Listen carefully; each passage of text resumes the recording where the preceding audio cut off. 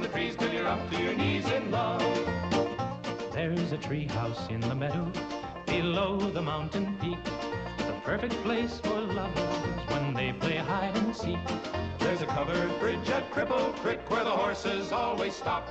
Between the tree house and the covered bridge, that's how Mom won Pop by making love in the country where skies are blue.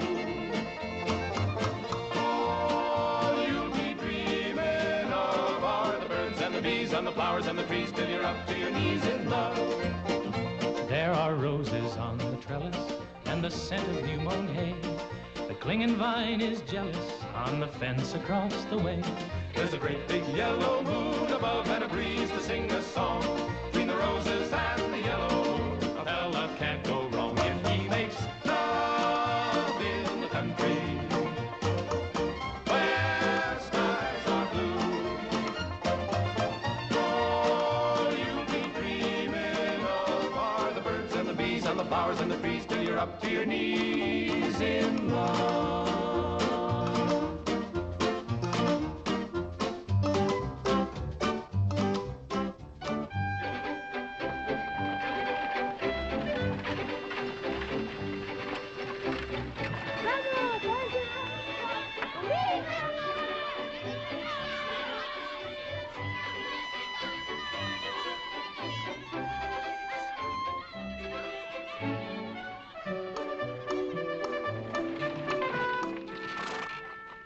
Lord to goodness, not again.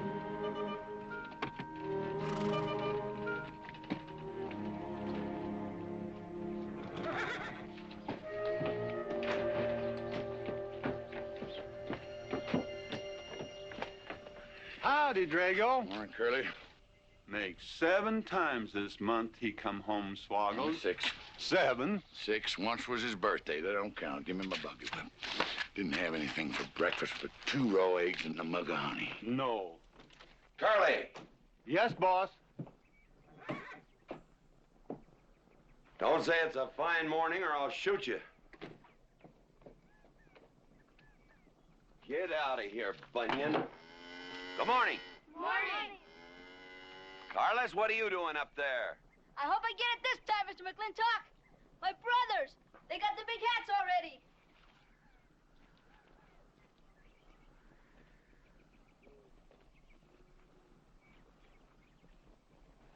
All right, let them have at it.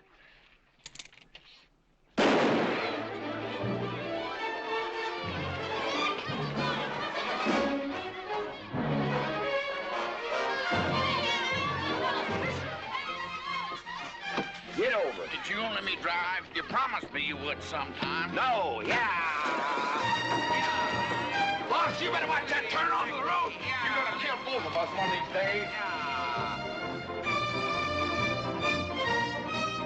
Thank you, Mr. Boss.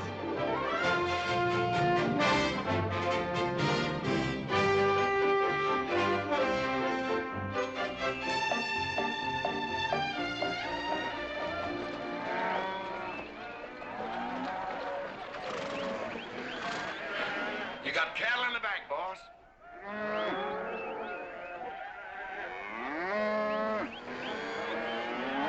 Yeah. Give it up. Yeah.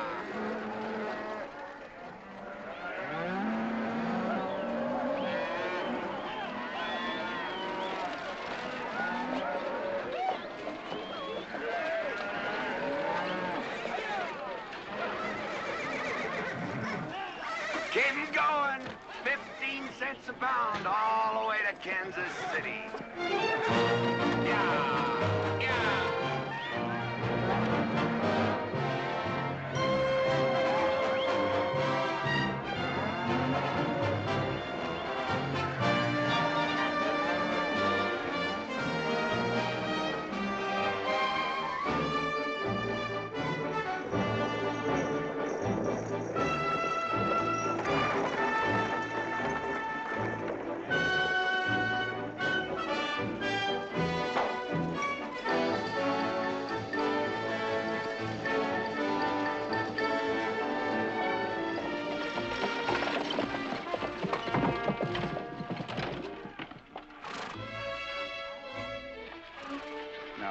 There's one old pensioner I wished you'd pass up.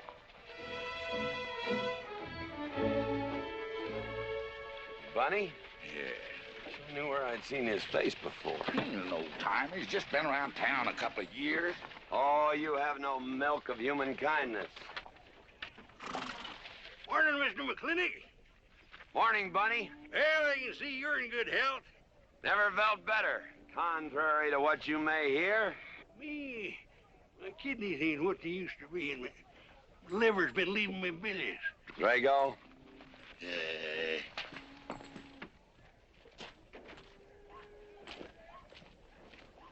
Hello, Ben. Hey, McLintock. Drago, throw that in the buggy. Yes, sir. The scrubby bunch of Sooners, huh? They are at that. Well, it ought to make Douglas happy, lining his pockets with land fees. What are we gonna do? I don't know what you're gonna do, Ben. Me, I do nothing. 200 families. Quarter of beef a week per family. If they last 2 years, that can be a sizable number. I got 20 head to 1 of any other brand on the Mesa Verde. I'm not hollering. Some of us haven't got all the money in the world. Some of us ain't old and tired and feel like being put upon. You interest me, young Ben. Go on. So the first time I find one of our hides wearing our brand hung on one of them settlers' fences, I aim to kill me a plowboy. You do what you want, McLintock. We'll do what we want. Fellas my age generally call me GW or McLintock. Youngsters call me Mr. McLintock. All right, Mr. McLintock. Not because I'm afraid of you. You're the big he-stud of this country.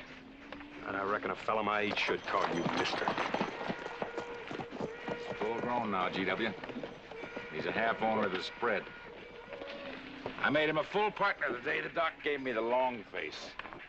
Well, you want him to vote the first time this territory becomes a state, don't you? Of course I do.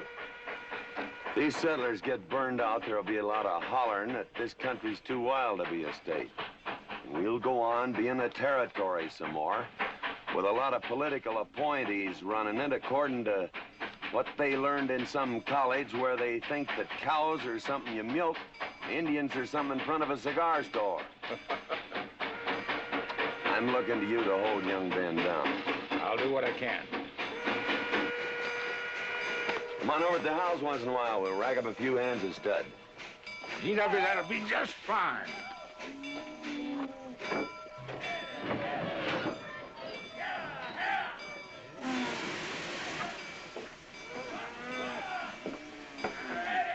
It's a nice morning, ain't it, boss? Everybody's entitled to their own opinion. Like that again, eh? Here's something that'll cheer you up. About 1,000 head. I figure they'll bring about 1,250. They're not as fat as I'd like to ship. They all off the North Range? Yes, sir. Settlers. Every one of them with a plow and a Bible. Not the slightest idea what the range is for. Drago! Drag out that hog leg. Yes, sir.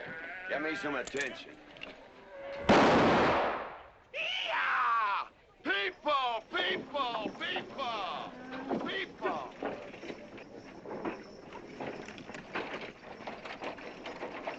Come on, all of you. Gather around. People, come on. Gather around. I'm McLintock. You people plan to homestead and farm the Mesa Verde. Yes, sir. The government give us each 160 acres. The government never gave anybody anything. Some years back, a lot like you came in. You had a pretty good first year, good summer, easy winter. But the next year, the last rain was in February. And by June, even the jackrabbits had sense enough to get off the mesa. Folks, do you know who that is? That's McLintock. George Washington McLintock. I told him that, Douglas. He controls the water rights on 200 square miles of range. You know that lumber you got? It came from his land. Cut by his loggers and milled in his mills. Douglas, I come close to killing you a couple of times when we were younger. Saddens me I didn't. Can you imagine a man who owns all that? Oh, and mines, too. I forgot to mention them. All that. And he's begrudging poor people a measly 160 acres. That right, Mr. McLintock? You begrudge us a little free land? There's no such thing as free land. If you make these homesteads go, you'll have earned every acre of it. But you just can't make them go on the Mesa Verde. God made that country for buffalo. Serves pretty well for cattle. But it hates the plow. And even the government should know that you can't farm 6,000 feet above sea level. Any trouble, Mr. McLintock? No trouble, Jeff.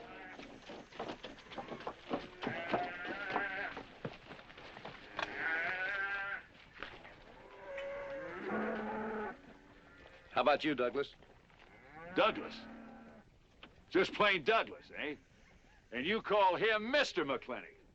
Why? Well, Douglas, I guess it's because he earned it.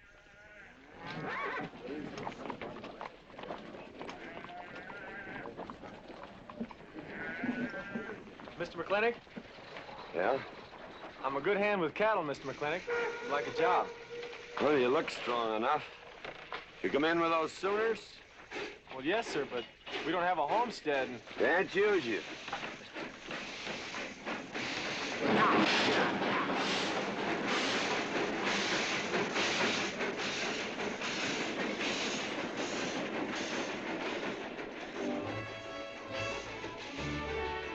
Tough life, ain't it, Sonny?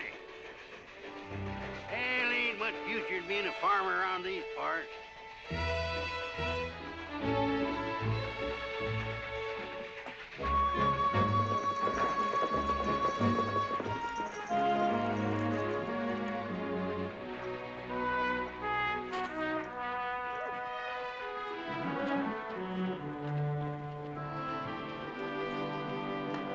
Ladies, this is the finest Chantilly lace available anywhere. Chantilly, Mr. Birnbaum. Well, believe me, it's the best. Oh, excuse me, please. Look around. Take your time. Drago, I got 1,000 Havana cigars and 12 of those hats for you over there. Them fair big hats ain't gonna last long the way some folks have been dipping into that red eye these days. Uh-oh. Good morning, G.W. Good morning. I stole some stick candy. Please, help yourself. Come on in. Davy, you can forget about saddling up the horse. Come in here. Problem? Yes. Well, if I were blacks, I'd move Queen's Bishop to King 4. Yeah, you might be right. You know, I was just starting to work this out when the letter came. Letter? It was... What happened? Don't you want me... Morning, Mr. McLintock. Morning, Davy. You being here saved me a trip. Oh, that hat and suit of clothes you picked out for my birthday? Well, instead of this cowboy hat, I'd like to have this one. If it's, all right with you, sir. Well, that's all right with me, Davy. Of course, that looks like the kind of a hat a fella'd wear down Main Street to start a fight. Oh, I don't need a city hat for that. All I have to do is walk down the street and some wiseacre will call me an Indian, and just like that, the fight's on. Davy, the letter, it's for you. And you are an Indian. Yes, I know I'm an Indian. But I'm also the fastest runner in town. I've got a college education, and I'm the railroad telegrapher. But does anybody say, hello, college man, or hello, runner, or hello, telegrapher? No, not even hello, knothead. Davy. It's always, let the Indian do it. Will you go out in the store and help the ladies? All right. I'm also bookkeeper, part-time clerk. Always let the Indian do it. The lady brought that out here this morning, asked for it to be taken out to the home ranch for you. Handsome lady, kind of tall with red hair. Called me Mr. Birnbaum, just as if she'd never seen me before, and as if that veil that covered her face would keep me from recognizing her. I thought she was in New York or Europe or someplace. So did I. Jake, you better throw on a couple extra cases of the boss's favorite bourbon. That stuff sure gets used up fast out at our place. Which reminds me, you better start tapering off. Catherine's in town. Katie?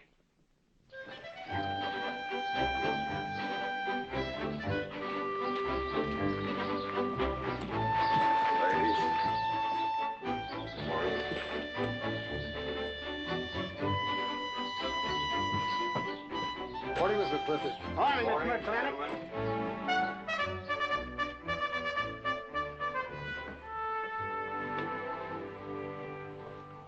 Good morning. Hello, morning, Matt. darling. Pomeroy, Morning, GW. what are you doing in here? Why aren't you out at the desk? Helping out the bartender. Yeah, I see a busy day. Give me the key to room 17. What? 17, and don't advertise it. Here they come, Mr. McLintock.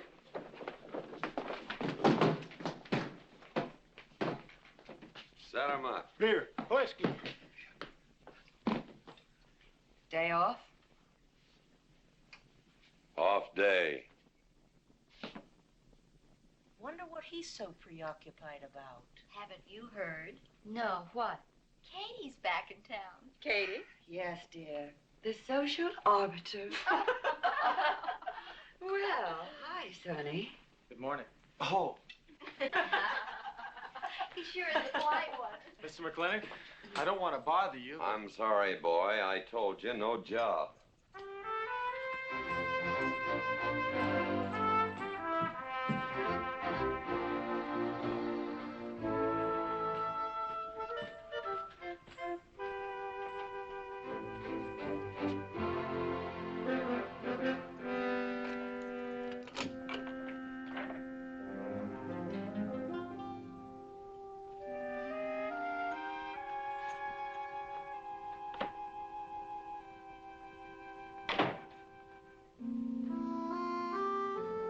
Catherine? George Washington McLintock.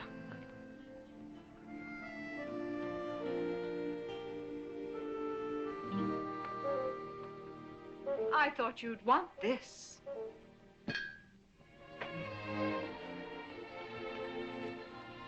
First dig of the spur. But who am I to upset your plans? Don't you feel kind of silly? I never feel silly. It's because you have no sense of humor.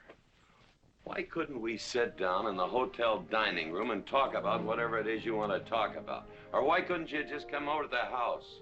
And have everybody know that we're meeting. Everybody knows, and what's the difference? We're married. That is something I should like to change.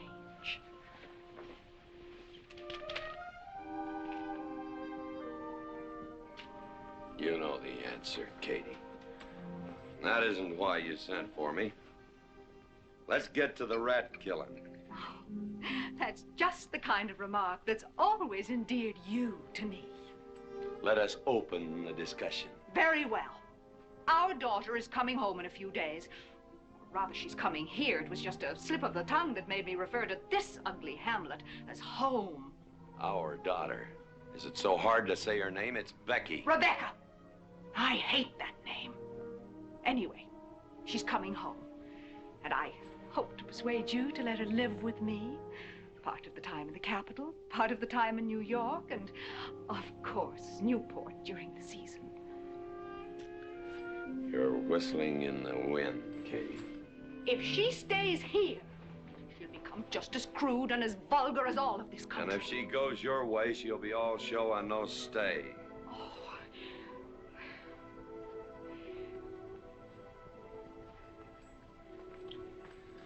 No go, Kate. I hate you. Oh, how I hate you. Half the people in the world are women. Why does it have to be you that stirs me? You animal. That's the story. I saw your picture in the paper at the governor's ball. You were dancing with the governor. At least he's a gentleman. I doubt that. You have to be a man first before you're a gentleman. He misses on both counts.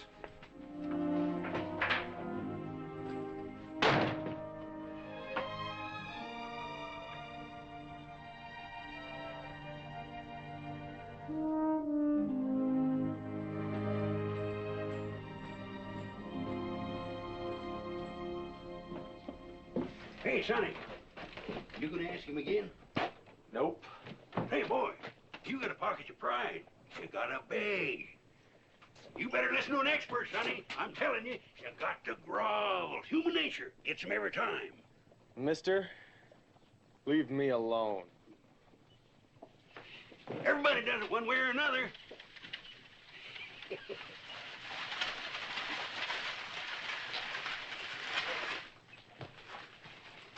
About that job, Mr. McLintock.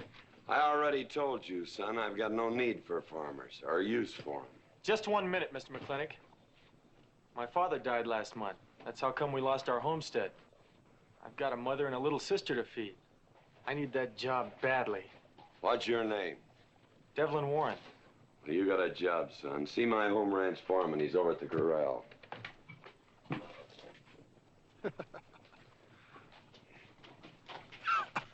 Step down off of that carriage, mister.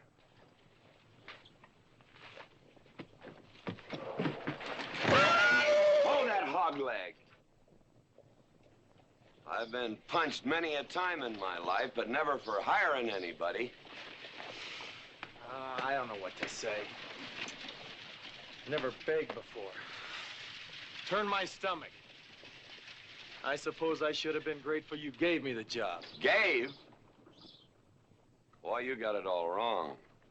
I don't give jobs, I hire men. You intend to give this man a full day's work, don't you, boy? You mean you're still hiring me, Mr. McLintock? Well, yes, sir. I mean, I'll certainly deliver a fair day's work. For that, I'll pay you a fair day's wage. You won't give me anything, and I won't give you anything. We both hold up our heads. Where do you live? The settlers' encampment, down by the mine. That's your plug? Yes, sir. Well, hop on him, and we'll go get your gear.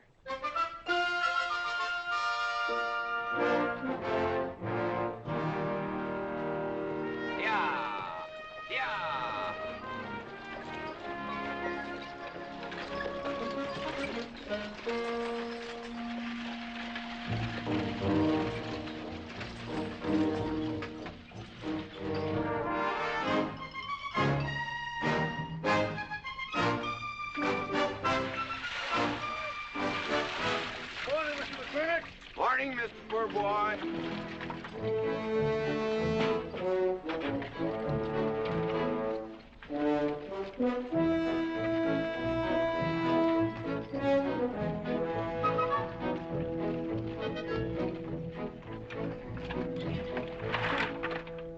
I'm sure that all you fine people are interested in knowing just what portion of this new land will be your new home. Oh, Jones and McAllister, since you've been more or less the leaders of our group, I'd like to have you come up and check the exact location. Won't be a minute, sir.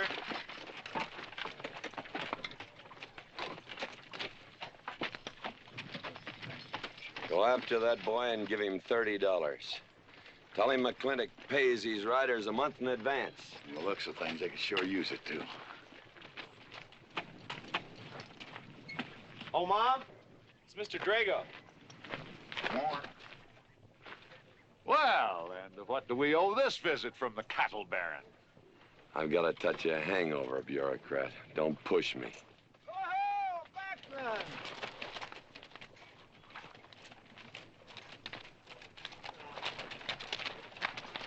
Say, those are Indians.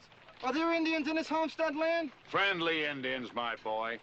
Oh-ho, McLaglen! Oh, running buffalo! Oh, McLaglen! Long time we don't get drunk together. And it's gonna be a lot longer time, because it's against the law and you're with the sheriff. And if I got my hands full, they came into town to meet the train. The old Indian chiefs are coming home. I heard they'd been pardoned. They don't know when it's arriving, this week, next week, or next month. So in the meantime, I've got to do something with them. Could I cut out a couple of head of your steers to feed them? Otherwise, some of these settlers' milk cows are going to disappear. That's right, McLaglen. Cut out whatever you need. Sheriff, are you going to camp these savages with all these settlers? You're asking for trouble. Mr. Douglas, I already have plenty of trouble. Please stay off my back. Running Buffalo, bring your people over to the clay slide. Go. Hello, Mr. McLaglen. Tiny Mouse, it's nice to see you. You wouldn't believe it now, but 20 years ago, she was a mighty handsome maid. 20 years ago, you thought so too, Mr. Douglas.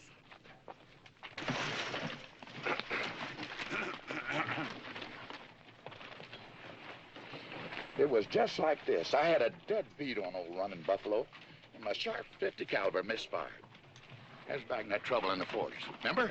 I remember. Hey, you want to tell you something come directly from heaven? No.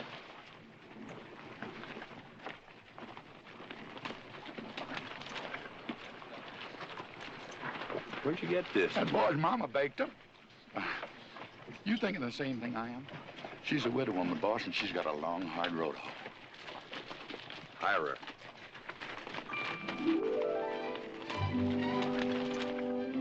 I always said you had a heap of sense. Mr. McLintock, this is my mother. Your mother? And my sister. Pleased to meet you, Mr. McLintock. Ma'am, this here's my boss, and he has few choice words to say about your biscuits. Yes, Mr. McLintock? Well, they're great.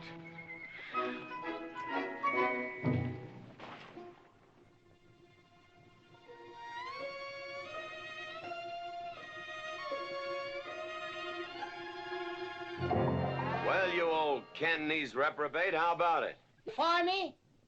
I kill myself. I'm not talking about firing you, I'm retiring you. You've been rustling food for us for 30 years.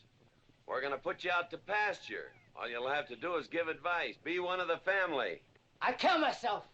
I may save you the trouble. But, Ching, you kill yourself, I'll cut off your pigtail, and you ain't never gonna get to heaven. I'll be one of our family. I give you my solemn word. Pretty clumsy family. Drink too much, get in fights, yell all the time. Cut off his pigtail. All right, I'll be one of our family. Giúp lấy đó. Phải là giúp lấy đó. Giúp lấy đó, hai.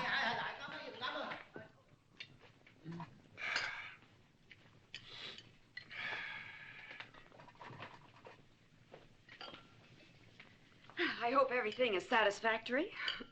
This is such a big house, it'll take me a while to get used to things. Now, please don't hesitate to tell me if anything is wrong. No bird's nest soup. Otherwise, just fine. Everything went nicely, finally. ma'am? Best apple pie I ever had. Curly's right, ma'am. Hated to leave that last bite. Shall we celebrate with a drink? Carlos, come in and help me with the dishes. Alice, you want to help too? Yes, Jacob. All right, pitch in. Now I'll wash and you kids can dry. Is that good here?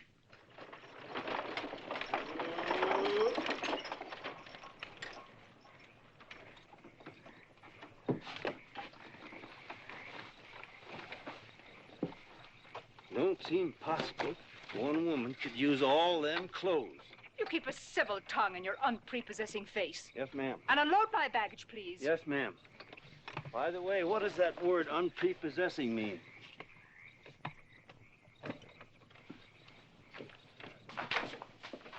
Miss McLintock. Oh, hello, Carlos.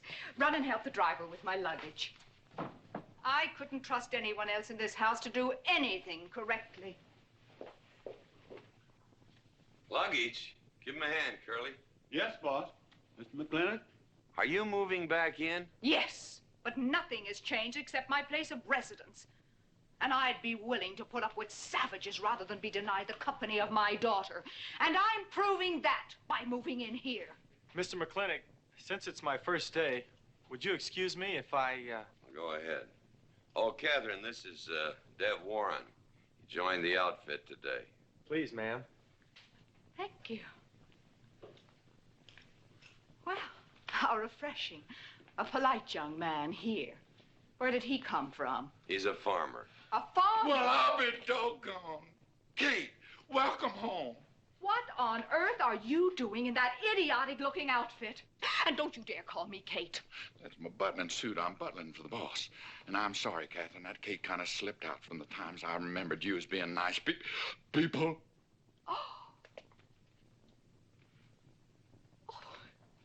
Are you going to stand there with that stupid look on your face while the hired help insults your wife? He's just ignorant. He doesn't know any better than to tell the truth. And I can't help this stupid look. I started acquiring it as you gained in social prominence. Mrs. McLintock, where do you want I should What? Put him in the master bedroom.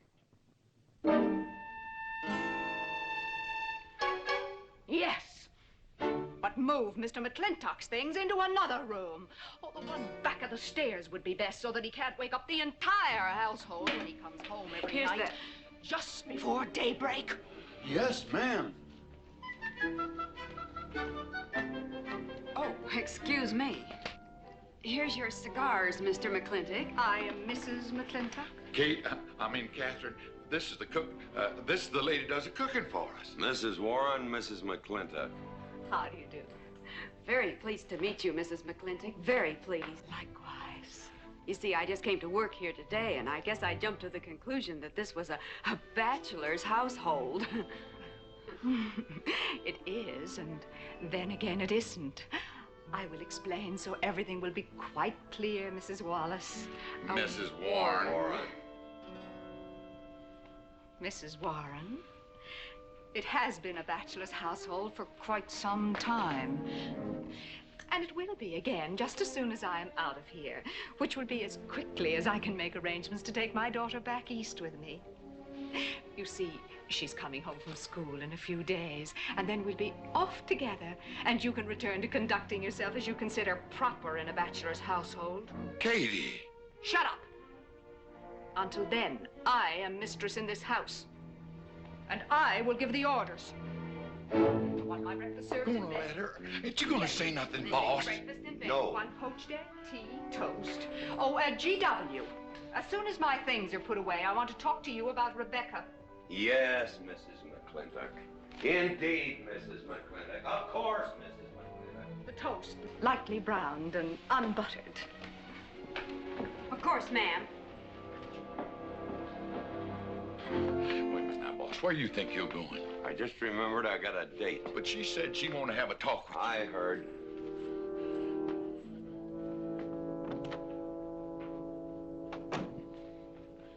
Good evening, Lem. Good evening, Mr. Mack. Yep.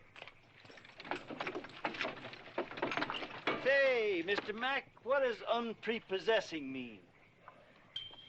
I was called that once, Lem. Looked it up in the dictionary. It's best you don't know what it means. Uh-huh. Thank you. You up?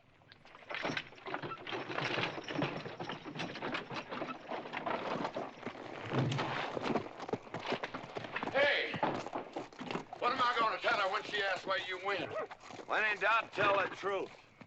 She wouldn't expect that from you anyway. Where's Mr. McLintock going? There he goes, burning his last bridge. You see a yellow streak about a foot wide running up down his backbone. Well, Mr. McLintock?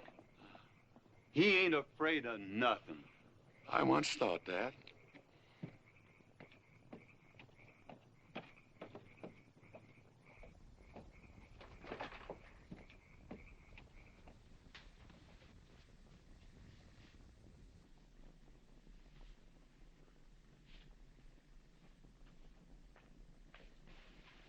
Drago? Yes, ma'am. Was that, He took off, lit out. I told him I wanted to talk to him. Yes, ma'am, I was standing right over here when you said it, and I was standing right out there on those front steps when he walked up to a horse, grabbed a hunk of mane, stepped up on him, and sunk spur. Where did he go? Last time I saw him, he's going east. But you know him, he's liable to go north, south, or west. Get me a carriage. Yes, ma'am, but But what? maybe you shouldn't follow him into maybe where he's going into. What does that mean? I don't know, but I wish I hadn't have said it. Just get the carriage. Yes, ma'am. What happened? Get the Bruce. Baruch? Hitch it up. She wants to go to town. But Mr. McLintock never said anything to me about it. Look, young fella, I'm the ramrod around this place, and you better start giving me a yes, sir. You're gonna get the roof of this house pulled down on your head. Yes, sir.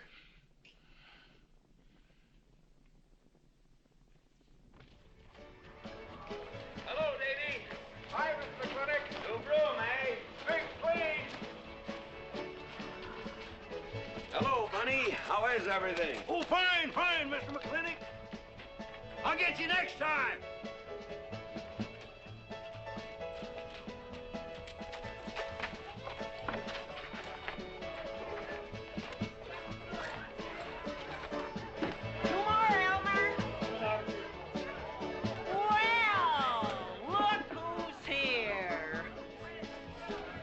Mac. Same as usual? Ladies. Evening, GW. Jake? Wrong move. What? Chess problem. Queen's in danger.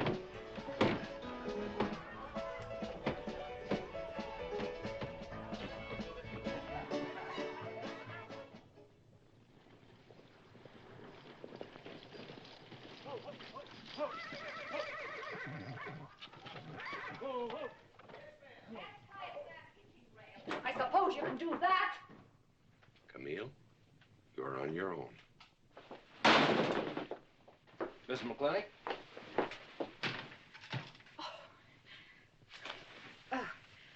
I'm Camille. Camille Reedbottom. I'm learning the game of chess. Thought it would give me something to pass the time. See, I have nothing to do all day long, and I just remembered something.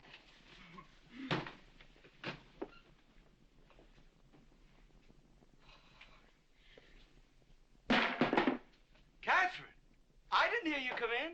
Mr. McLintock, I told you that I wanted to talk to you. Not now.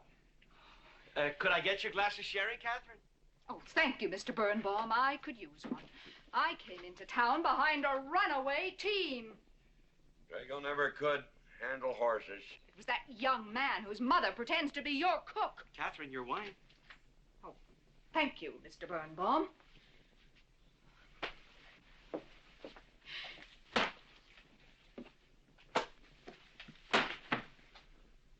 Now, Mr. McLintock, we have an awful lot to talk over. First thing I learned about Indian fighting was to wait for daylight. What has our conversation got to do with Indian fighting? Indian fighting is good experience for our kind of conversations. Oh. It'll wait, Catherine. Evening, Sheriff. Mr. McLintock, we had quite a ride out here. Oh, I finally got that team settled down. It's your move. No, it's your move. I just castled. Now, look here. You're not going to sit here all night long and play chess when the matter of our daughter remains unsettled. I am going to remain here and play chess, and the matter of our daughter is settled. She stays. Oh, such stubbornness. Catherine, your hair. Oh, it is a mess after that awful ride. No. It's just that I haven't seen you for a long time. And it seems to me the last time I saw you, your hair was a little darker, no?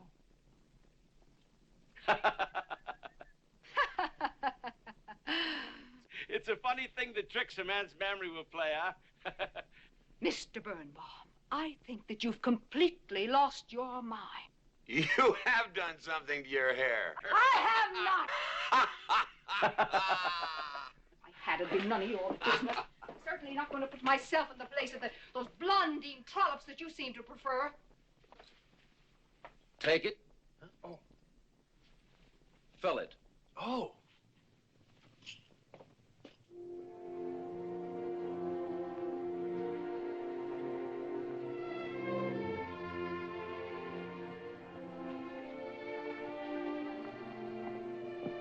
Morning. You fellas still at it all night? A McLintock never quits. But a Birnbaum has to. Besides, the game is over. You got me. Oh, no, Mr. Birnbaum. You still got a good game. Oh, you play chess. Please, take them.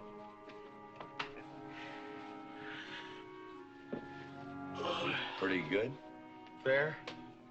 Well, looks like I won't have to come into town always to get a game.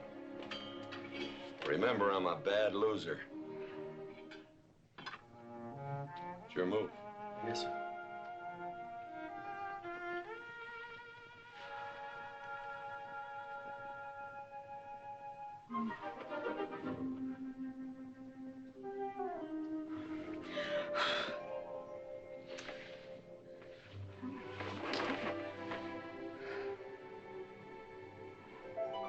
Good morning. Good morning. Oh, it's morning already. Mm-hmm. Cup of coffee? Oh, yes, thanks, Jake. You're welcome, Catherine. Got any cream? Canned cow's milk. That'll do. Good old condensed milk. That reminds me. I was cleaning out my desk the other day. I found something I wanted to return to you.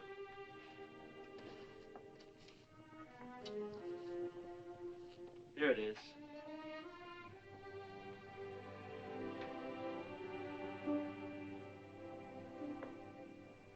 It's a medal, remember? From the President of the United States of America to First Sergeant Michael Patrick Gilhooly for bravery above and beyond the call of duty. It's your papa. Reminds me of the first time I ever saw you. It was over 17 years ago. You walked into my store, not much bigger than the bundle you were carrying. And in the bundle was the most beautiful baby I ever saw. And was she hungry? You walked all the way from Superstition Creek just to trade me that medal for a case of canned milk. GW was off somewhere as usual, fighting Indians. Sheriff? Sheriff Lord! Well, have you seen the sheriff? Kind of early for him. To try his house? Why didn't I think of that? Looks like Birnbaum's is open. Maybe somebody in here knows. So there you are, Sheriff. I told you you were headed for trouble. Trouble? I want to know by whose authority you let those Indians stay in town. Those savages are wards of the government, and I am the representative of I that told Sheriff Lord that he could put him up down by the clay side. Because the town's named after him, he thinks he owns it. Well, you check the books in the recorder's office, and you'll find I do own a fair piece of it.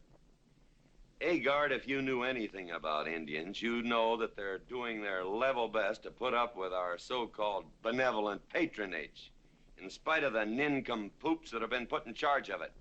Those Indians need my permission to leave the reservation. Those chiefs have been giving orders all their lives. It's pretty hard for them to understand that they have to hold up their hand like a schoolboy in a classroom. The law is very clear. I told you you'd get no satisfaction from these people. But we'll get the girl back. Girl? The girl the Indians kidnapped. But don't worry. I armed the settlers and set them to rounding up those red devils.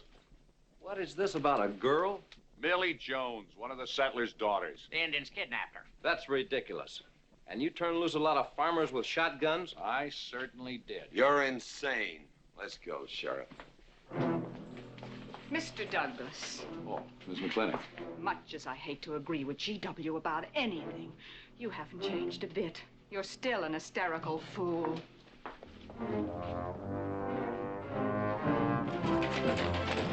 Come into town, I got worried. What about? Thought maybe Katie shot you. Not yet, Drago, but it took restraint.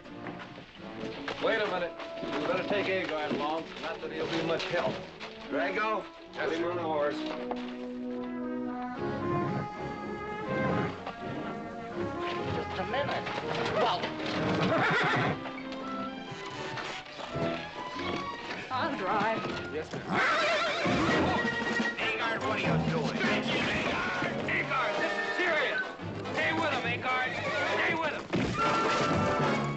Agar, will you stop showing off and getting this buggy? Mercy. Mercy. That horse is a little green.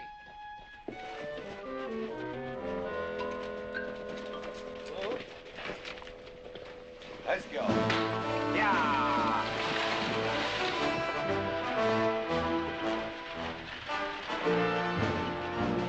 Just where do you think you're going? Don't use that range, boss. Tone of voice with me.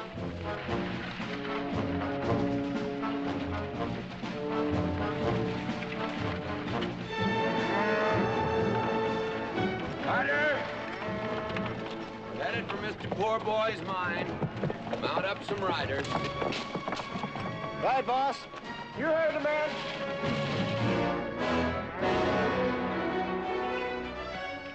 I don't like it, Mr. McLintock. I don't like it one bit. What don't you like? They're planning to hang an Indian.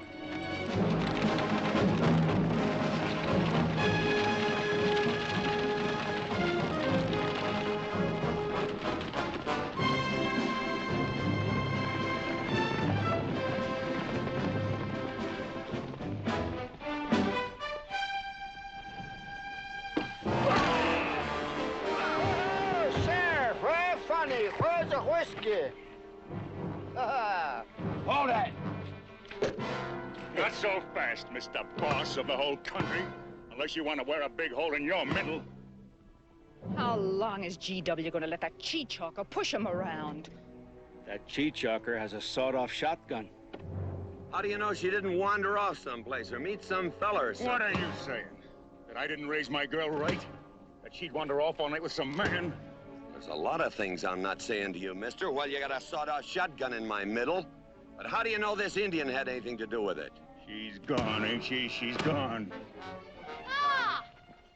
Pa! I'm over here! Pa!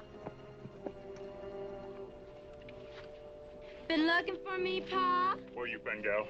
Young Ben took me for a sunrise ride, and the horse wandered away. You come down over there. But, Pa! She's telling the truth, Mr. McLintock. We wasn't doing nothing. Well, that's not important right now. The important thing is that you don't draw that hog leg, or this'll be worse than Dodge City on Saturday night. You get on, back to the wagon. I'll tend to you later. Now for this young whippersnapper. Now, no harm has been done. And young Ben here is one of the nicest boys in the territory, so just put down that shotgun and I'll let's teach forget him to fool with Mike.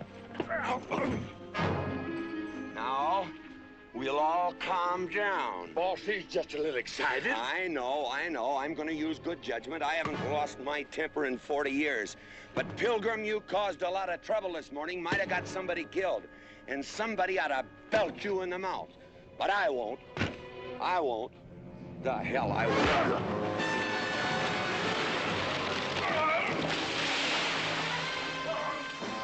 McLintock Rider!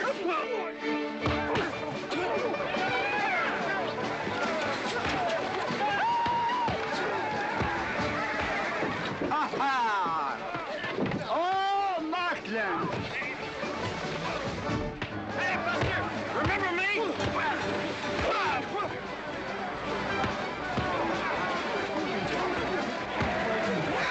Hello, sir. Nice party.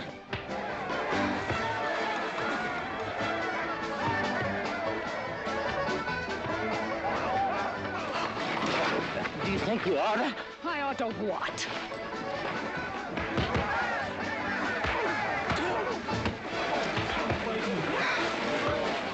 Why, you fighting?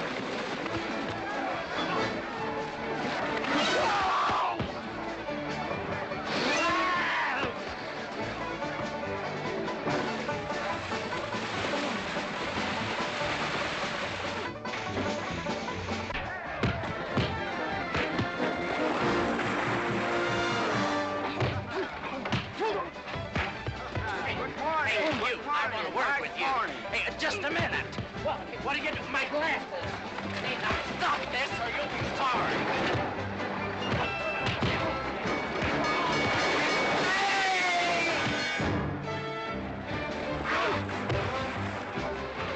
Stay out of this, Jake. It's everybody's war!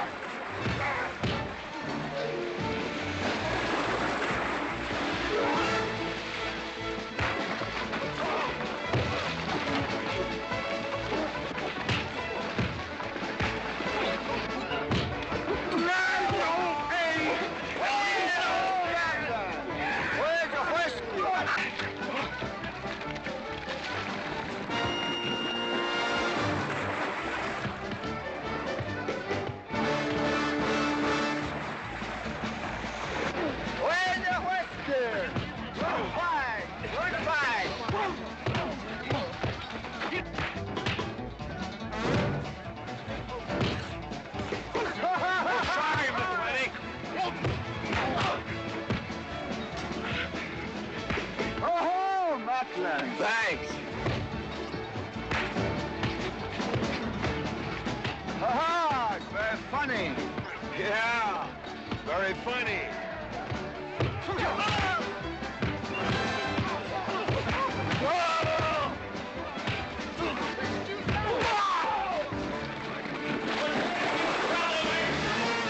Guys, Mr. Douglas, I'm sorry.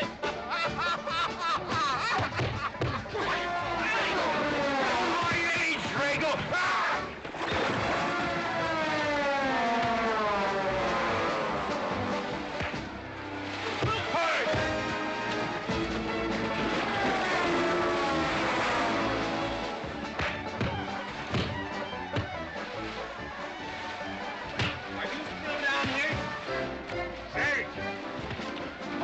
out of the way, huh? Honest, Mr. Jones, honest.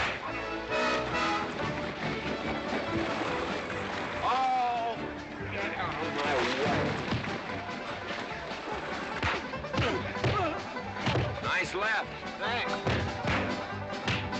And I went to college. For this, you don't need college. You're not getting me down there.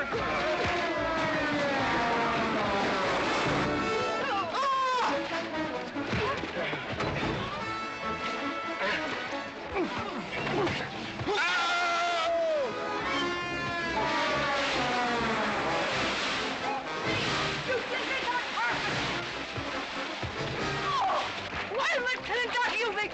Good morning to you, Mrs. McLintock. Buddy, you big... Yowie!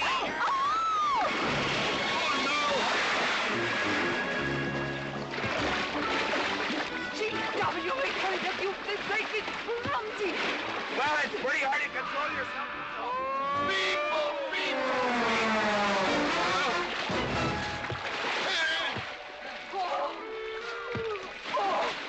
Oh, McLaglen! Oh, McLaglen! What party? No whiskey. We go home.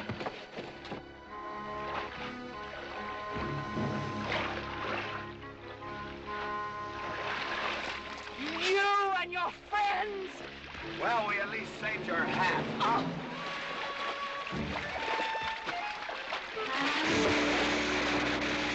Where is everybody? Oh, for heaven's sakes.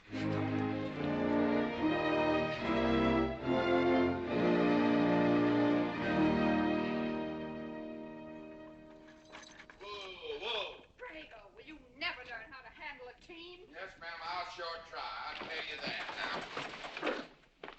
now. Try me family. You want to lose your pigtail? I lose face.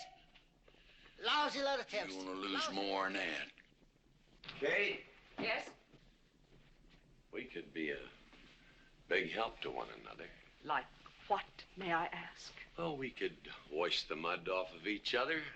We used to have quite good times doing that sort of thing.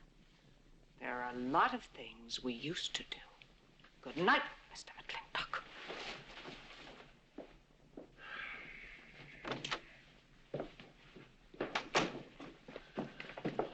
Any luck? What are you talking about? I mean, divorce. She still want it? Yeah. You know something? Women are funny. She fought like a wildcat on your side out there this afternoon. Come home, she slams the door in your face. That divorce business, is that what you get when you pay a woman not to live with you? That's about it. Some women I've known it'd be worth it. You know, if we had any moral character, we wouldn't be standing here covered with mud drinking when we should be washing. G.W. Drago.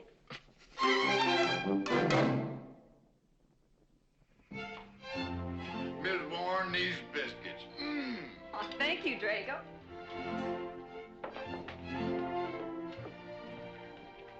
Good morning, Mrs. Warren. Morning, Mr. McLintock. Breakfast for the boss? If that's the way you want it, Mr. McLintock.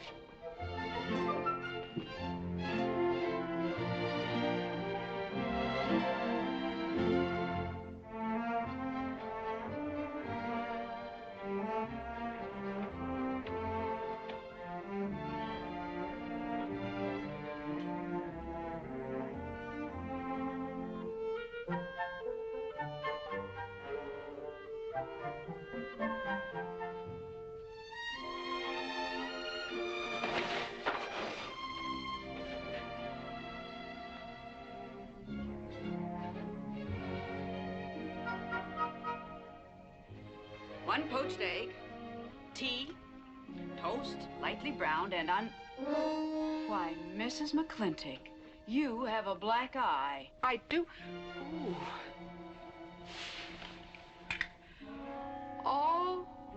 Oh, and Becky's coming home today. And that's not all.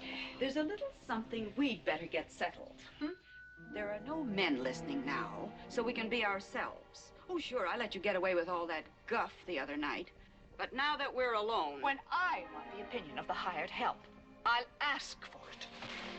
You know, you could wind up with two black eyes. What? Oh, I realize you had to put on that big act. We always have to just before we get ready to forgive them. Generally for something they haven't done. But you and I both know that's just to keep them from getting the idea they run things. McLintock give you that black eye? No. Nobody gave it to me. I won it.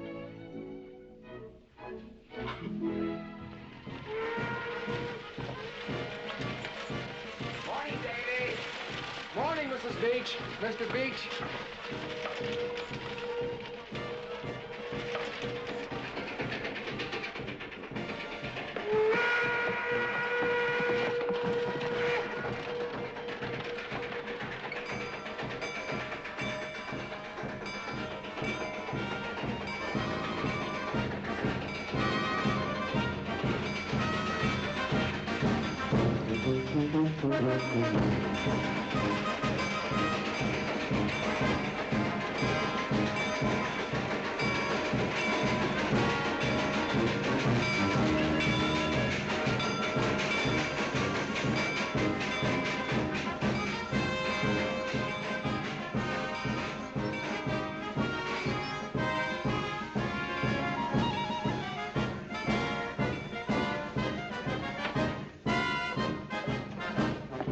Why, Miss Becky, welcome home.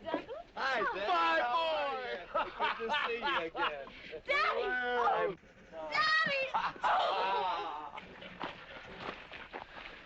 It's been 2 long years. I guess I'm gonna have to stop calling you Tomboy. Becky. Mama! Oh, darling. I wasn't sure you'd be here. Oh, I've been here a few days. Oh, Becky, I bought you 3 of the most beautiful dresses. Uncle Greg! Oh! Did you bring your old uncle a coming home present? Sure did. What is it? A mustache cup. And what did you get me? Prettiest Palomino pony that ever packed a saddle. Broke the stand, drowned, tie in the counter. Oh! Uncle Jake! Oh! What are you doing with Mr. Douglas's tuba? Oh, Mr. Douglas had a little accident. I brought you a whole shipment of licorice sticks. But now that I've seen how much you've grown, I think we better exchange them for a couple of bolts of dress goods, huh? Thank you.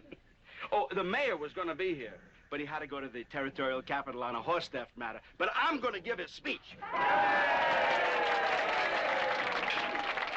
and don't worry about the mayor. I'm sure that he can find a bill of sale for the horse.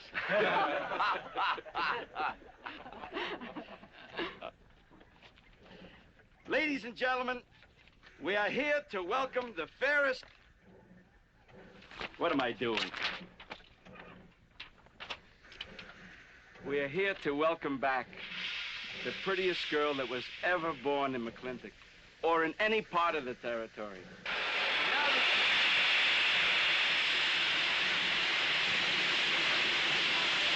hey, Davy! Yeah? I got something for you. Sergeant up the junction told me to let him ride, so I locked him in here. I've had my scalp a long time, and I aim to keep it.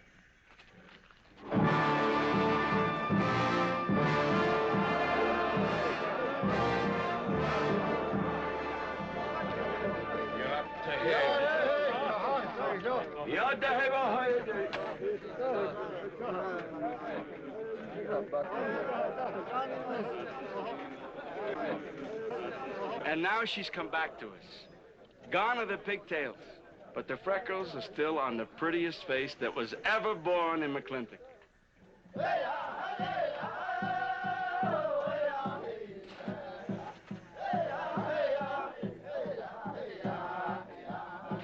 Hey, that's Puma. And it's true. The government did turn them loose. Good old Puma. I'll never forget when he brought GW home. Your father had a hole in his chest and 104 fever. Of course, they weren't very mannerly about it. He came past the house at a high lope and threw him on the doorstep. And you do remember them good old days, don't you, Katie? Catherine.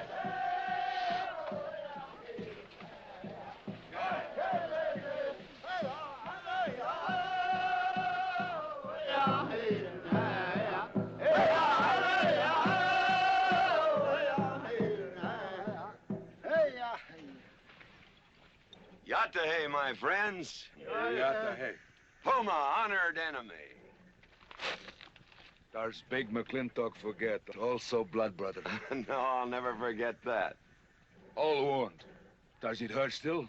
I feel it when it comes on to rain. An inch higher and I wouldn't have had to worry. Our big McLintock, that was remembered fight. We return with news. Our people have more trouble. You see, I learned good English now, big McLintock. Learned in white man's jail. But we would have you talk our cause at government hearing. I understand that Governor Humphreys is going to preside at that meeting. Yes, Puma, I'll translate your wishes. Mr. McLintock, could I impose upon you to use your Comanche to tell these chiefs... Puma is chief of the Comanches, and he speaks English very well. Oh, well, your people will have to follow my instructions to the letter. It is the law of the land... Well, now, just a minute. Well, for heaven's sakes.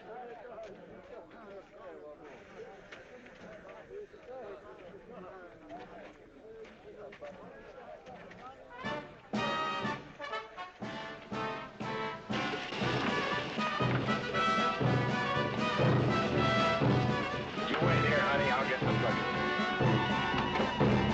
Go to the McLintock party? Surely. Will I see you there, Beth? Of course, Davy, and you can have the first name. Sis? Don't want any sister of mine talking to strangers. Davy's not a stranger. He clerks in burn barns. He's an Indian.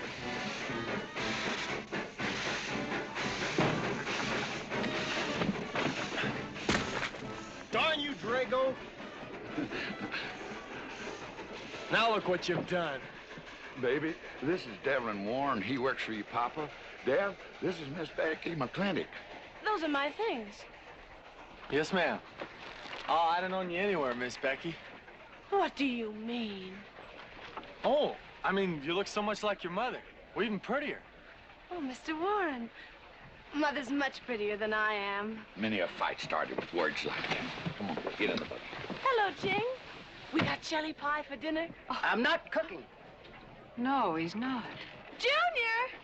Yes, Miss Becky. You remember Junior Douglas, Mama? Oh, of course. How's college? Valedictorian, 95. Oh, congratulations. Oh, Mr. and Mrs. Douglas, we will see you at the party, of course. Oh, delighted. Well, it'll be pretty hard to keep young men away. Yes, sir. Drago? Yes, boss. Baggage all loaded. G.W. You remember young Junior? Oh, yes. Like father, like son. Mr. McLintock, I hope you don't think I'm being presumptuous in asking for the honor of calling on Miss Rebecca. Well, there she is. Ask her yourself. Thank you, sir. Jing, now I'm going to get fired. Get up out of here. Thank you, sir. Thank you. How do you know me, man? I'll see you at the party, Junior! Yeah. Yeah. Yeah, what? Like father, like son. What did he mean, Matthew? Come on, Ching. Grab a root and growl. Well,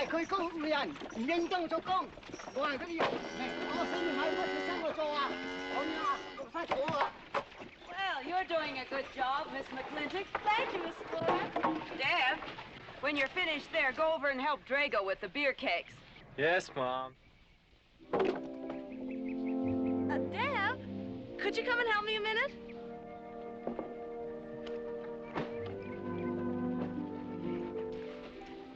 I certainly was surprised to hear you went to college. Why? I don't know. Junior says Purdue's a good college for a backwater place like Indiana. Well, he did indeed. Oh, could you do this? I can't reach it. Why didn't you finish college? Lack of funds. My father got sick, and he had to come out west. So he took out a homestead. You know, your mom's sure cute. It's too bad you didn't inherit her eyes.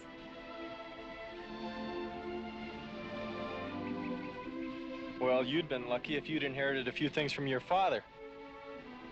Oh, really? For instance? There's common sense, for instance. Common sense? Yeah. You don't see him being fooled by some dude like Junior Douglas. Junior's not a dude. He's nifty. This needs a woman's touch. And besides, he got a letter at college. What sport? Glee club.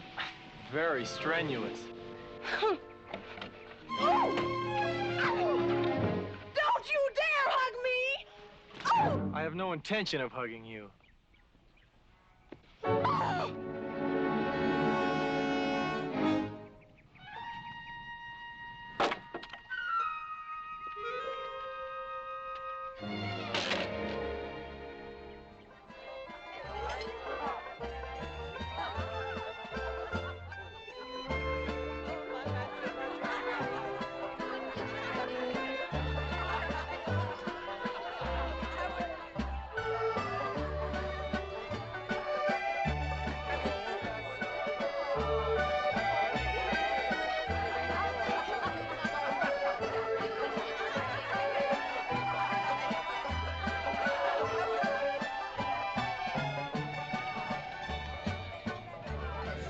Ladies all look lovely, Catherine.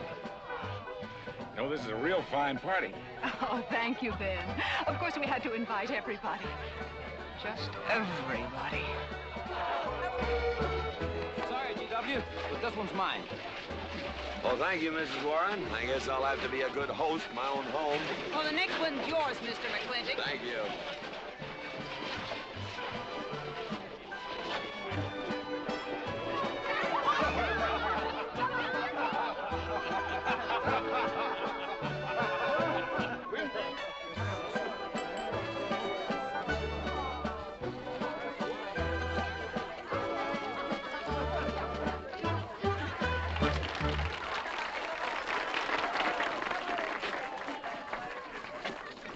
Drago, go and do what I told you to do.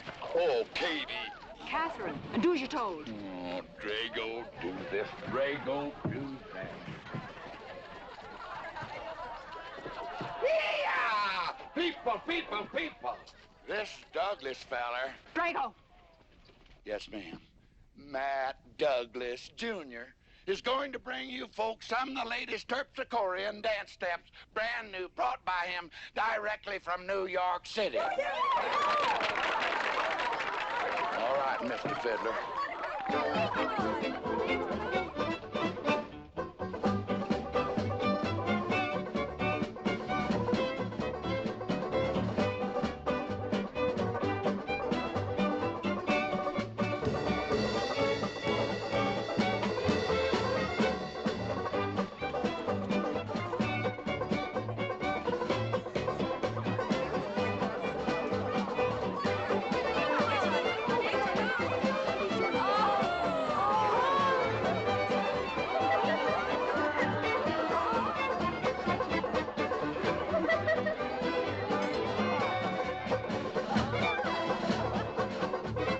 Give me a whiskey. Put Williams on board. What? Just turn a 10-gallon party, boss. We'll run out of whiskey. Well, I can take care of that, Shane.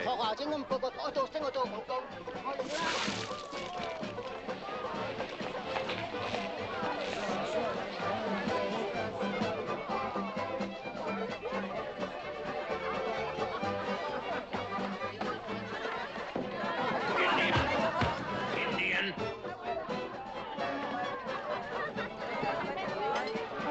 And you still got any ideas about asking my sister to dance? Get up and we can do this all over again.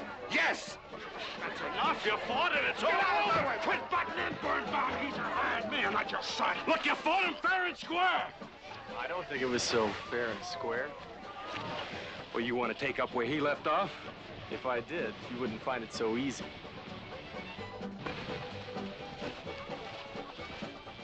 Now we've had enough of this. Well, when are you gonna quit walking away? Just as soon as we're out of sight of the party. The lesson I learned back home, don't fight in front of women. Well, we're out of sight now. So we are.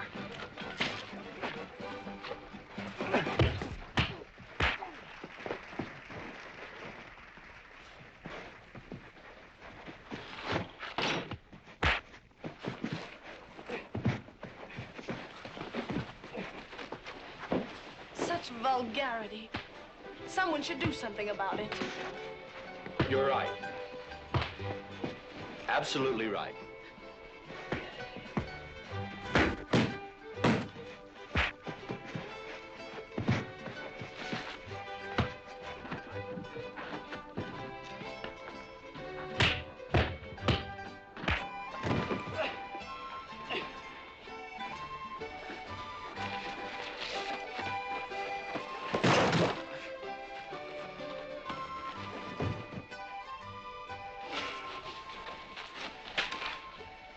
Young man? I'm all right, Mr. McLintock. Pretty fancy fighting for a country boy. 2 years at Purdue, Mr. McLintock, on the boxing team. I never thought any farmer could whip me. You sure did. Better get him cleaned up. Get him some water, Jake. Yeah.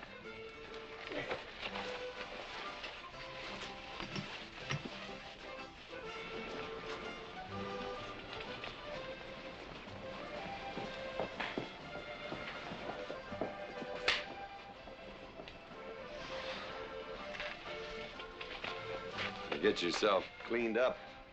Go ask that girl for a dance. Who? Oh! Did I miss one? Oh. Where is he? I'll find him, that young whippersnapper. Trouble. Where is that farmer boy? Where is he? Where is he, G.W.? Oh, so you're the young farmer boy that whipped my nephew. Well, I'm Fauntleroy Sage, young Ben's uncle. Well, I'm no farmer, but if you're young Ben's uncle, yes, I whipped him. And you're intruding. What's intruding mean? Butting in. Oh, so he's insulting me. Well, then I got another reason for walloping him. Besides, on account of him thrashing my nephew, young Ben. Fauntleroy, you can't get mixed up in these youngsters' quarrel. Family honor. I can't have said a farmer whipped a sage. You're twice his size. Don't let that bother you, Mr. McLintock. Mr. Fauntleroy insists. I'll just have to teach him the same lesson.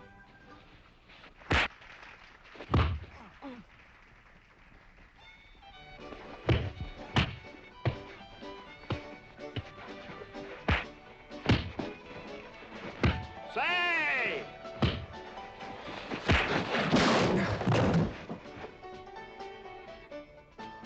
Sorry, young feller. Hate to have to do that, young fella. No hard feelings. Not yet. Not yet what? I mean, that isn't all. Now, wait a minute. Fauntleroy, we're gonna make this a fair fight. Of course we are. Of course we are, G.W. There'll be none of this. I wouldn't do that, G.W. You wouldn't do... No, I wouldn't do that. And Dev, I don't want you kicking Fauntleroy in the knee. He didn't do no such thing. And none of this nose twisting. He's all yours.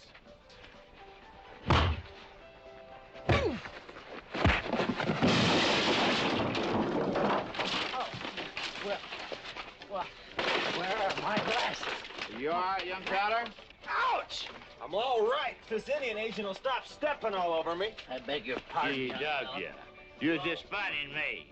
But I want you to know that boy fought me a fair fight.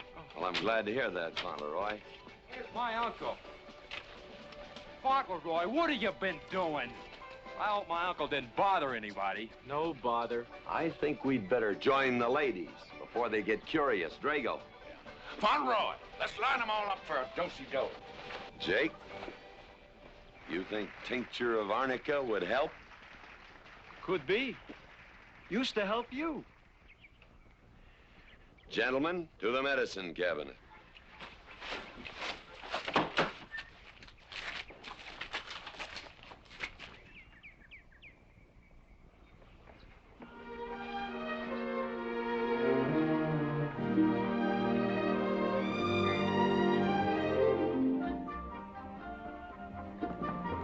Good morning, Drago. Morning, Davy. You seen Daddy? Took off early this morning with a scattergun over his arm. Went hunting.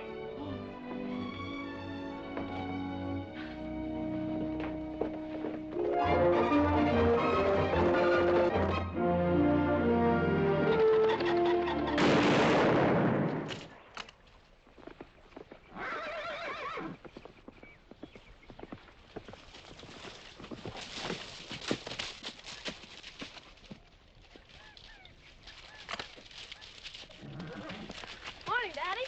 Good afternoon. I'll get you out so early. There's something I have to get straight in my mind. Yeah? What? Mama.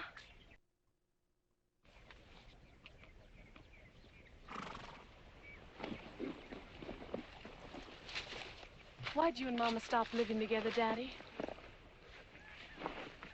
Why'd you separate? Aren't you going to answer me? No, It's sort of my business, I think. I don't. Is it another woman? Usually is. At your age, you always know what's usual. Is it Mrs. Warren? Becky, I don't want to start laying the law down your first day back home. But I'll have no more such talk. First time I ever saw Mrs. Warren was last week. She has a job here at which she's very good. And I hope you'll have the good manners to not pry into other people's business. Your mother's and mine. Pretty good shot, Daddy. Oh, I can understand your trouble. Mama's often so, well, so petulant. Petulant? You learned a lot of words back east, Becky. Wish to God they'd have taught you some meanings. You were only about 6 months old when your mother stayed alone with you in a sod hut under 8 foot of snow, while I moved the herd 300 miles south to try and save it. Saved about half of it. You were a little more than a year old at the time of the great Comanche raids. We stood off 500 Plains Indians for 9 days. Petulant, Becky? I think you better go on home. See that Ching gets those birds.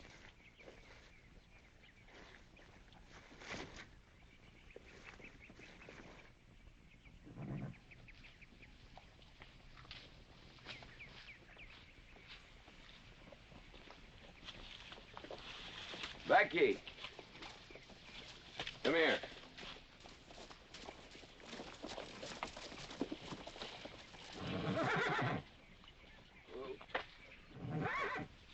There's something I ought to tell you. Guess now's as good a time as any. You're gonna have every young buck west of the Missouri around here trying to marry you. Mostly because you're a handsome filly. But partly because I own everything in this country from here to there. They'll think you're gonna inherit it. Well, you're not. You're gonna leave most of it to, well, to the nation, really. For a park where no lumberman will cut down all the trees for houses with leaky roofs. Nobody will kill all the beaver for hats for dudes, nor murder the buffalo for robes. What I'm gonna give you is a 500-cow spread on the upper Green River. Now, that may not seem like much. It's more than we had, your mother and I. Some folks are gonna say I'm doing all this so I can sit up in the hereafter and look down on a park named after me. Or that I was disappointed in you. Didn't want you to get all that money. But the real reason, Becky, is because I love you. And I want you and some young man to have what I had. Because all the gold in the United States Treasury and all the harp music in heaven can't equal what happens between a man and a woman with all that growing together. I can't explain it any better than that.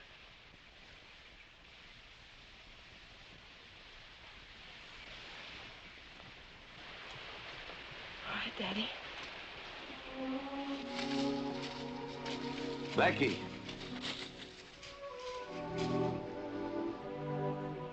When you're as old as I am, you'll thank me for this. Daddy, I'm full grown. I wasn't worrying about me. I was thinking about you and Mama.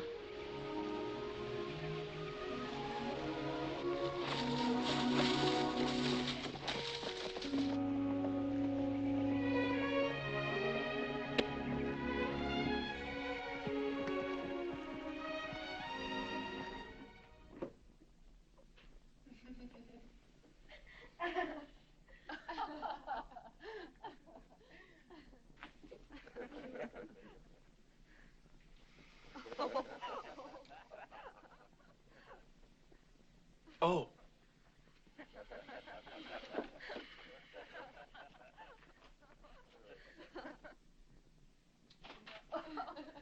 Well, sir, all three of them fell right out of the carriage.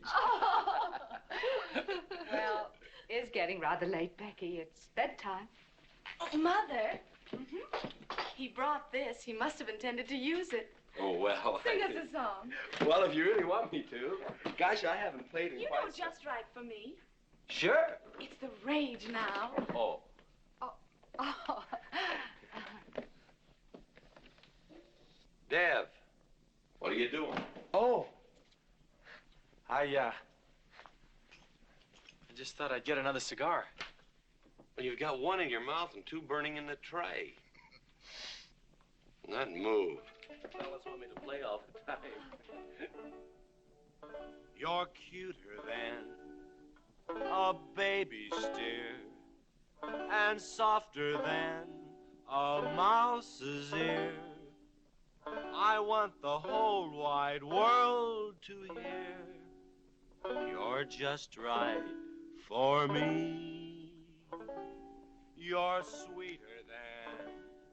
Oh, no, not that rhythm, Junior. Do it the way they do at the plaza. I know the words. Sure, Becky. Will you sing with me? Of course. All right. I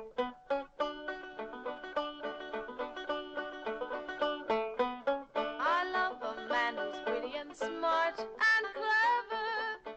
It's your move. Oh. Oh, Deb, you're playing like an amateur. Let's call it an evening. I'd like to know where your mind is tonight. You're sweeter than the early spring, or bluebells when they start to Pretty good. ring. You Voice like her father. feel like a king. You're just right for me. Sweeter than honey, finer than wine. I'm sure they found you on that honeysuckle vine. I would melt in your embrace. You disappear without a trace. To die like this is no disgrace. This is the time. This is the place for you. Just right for me.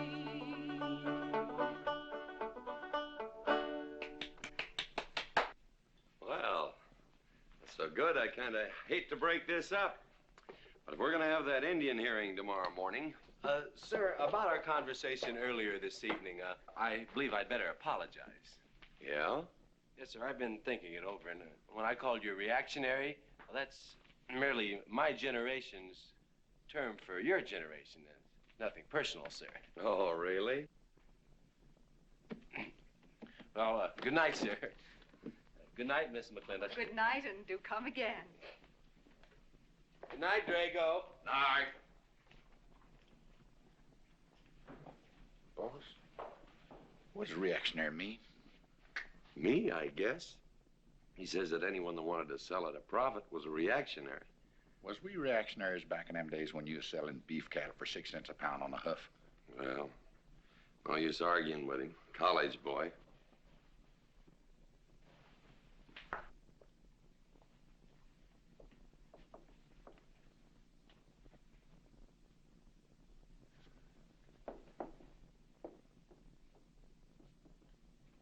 Devlin Warren, if you was my kind of man, you wouldn't let some dude walk off with the prettiest girl west of Denver without putting up some kind of fight. Does it show? Well, what can I do? I'm just one of her father's employees.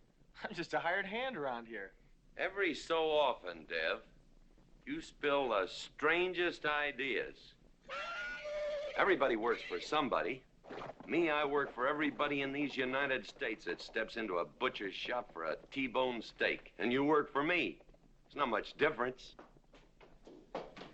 Daddy, the most terrible thing just happened. Junior's horse ran away. The one he rented at the livery stable. Tied up a rented horse by the reins. He's probably back in the stall by now. I think we can get Junior something that he can ride. What I'd rather do, Daddy, is drive Junior home in our barouche. It's a lovely evening, and I'm sure Uncle Drago wouldn't mind driving. I would, and I got the kind of manners don't keep me from saying so, just to be polite. I'll drive him home, Mr. McLintock. And you don't have to come, Miss Becky. I'll see that he gets home safely. I can take care of myself. You got yourself a foot, didn't you? Dev, get the carriage. Drago? I'm going with them. Now you got me wrangling dudes.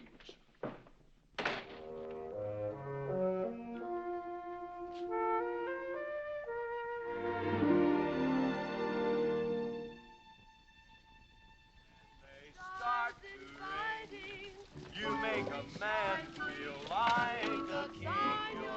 You're just right for me. Miss Becky, somebody better help me watch the road. You know, I'm new around here. Might take the wrong turn off.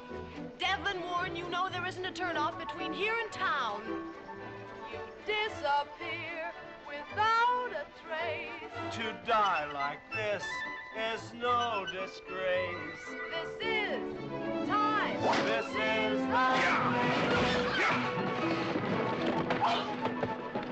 Devlin Warren, what are you trying to do? Kill us? Rather have your friend drive?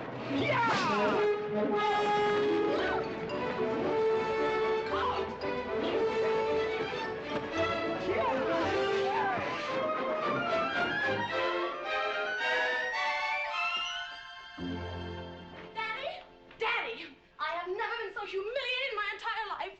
I said what I said, and I'll stand by it to the death. Shoot him, Daddy. Shoot him at once. Well, why? My honor is at stake. Well, now, Your Honor. Absolutely. He impugned my honor. Impugned? What does that mean? Slander. He slandered my honor. He did? I said what I said, and I'll stand by it to the death. He admits it, see? Shoot him. Well, what is he admitting to? Why, he called me a... I won't even repeat the word. I didn't necessarily call you anything, but I said what I said, and I'll stand by it to the death. Well, just for the tally books, what did you say? I said that any girl who would permit a man to kiss her before they're formally engaged is a trollop. He said it again. Shoot him. Now, hold on. No, don't hold on. If you're my father, if you love me, you'll shoot him. Well, I'm your father, and I sure love you. So? Oh, you shot him. You really shot him. Hey! He dies. If he dies, he'll be the first man ever killed with a blank cartridge. We use this to start the races on the 4th. Hey! I'm on fire! Oh, you poor dear. Poor dear? You'd have had me shot in cold blood. But it didn't happen. Yelling I insulted you and all. What you need is a good spanking. Dev! Daddy! Leave me out of this. I think I'll give you what you deserve. You wouldn't dare! Oh, wouldn't I? Ah! You'll think next time before you have someone shot. And this kicking and yelling isn't gonna help you. Don't! Oh, Daddy! Wait a minute! Daddy! Oh, oh, oh, Daddy! Help me! Don't! Daddy! Lord, I hate you! I hate you! Mommy! Mommy! Oh, G.W., was that a shot?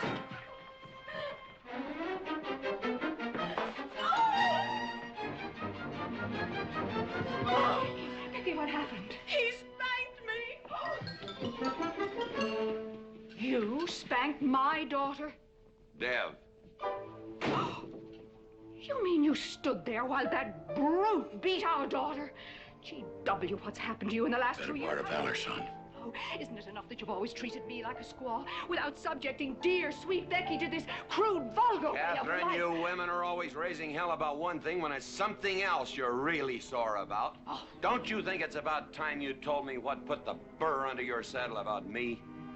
I don't intend to stand here and hold a midnight conversation with an intoxicated man.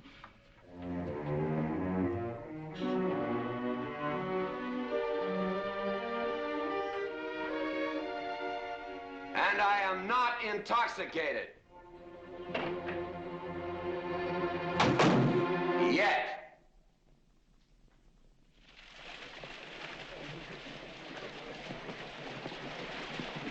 Hello, Governor! Hello, Governor!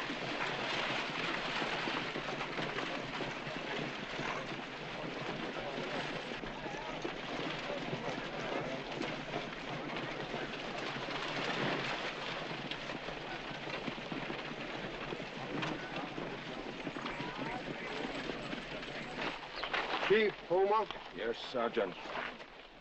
Big McLintock, We know you get us fair judgment. You gentlemen, follow me.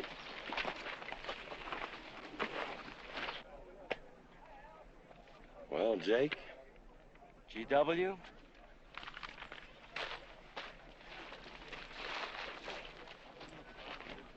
Well, GW, it's been a long time. Not long enough. Cuthbert.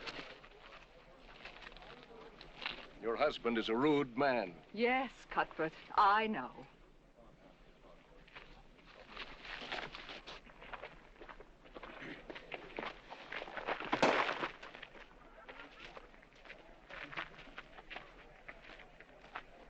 Where you want the Indians, Mr. McLintock? Mr. McLintock is not running this hearing.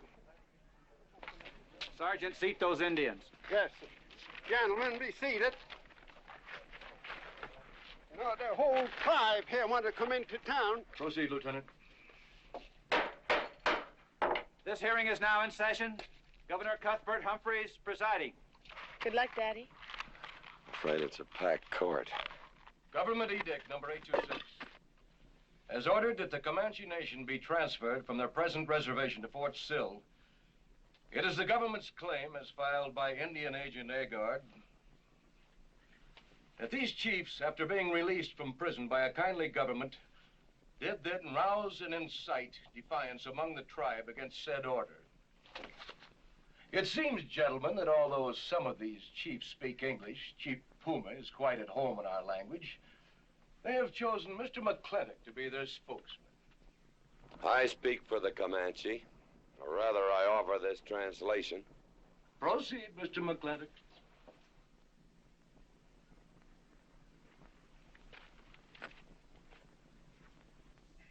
The Comanche say, we are an old people and a proud people.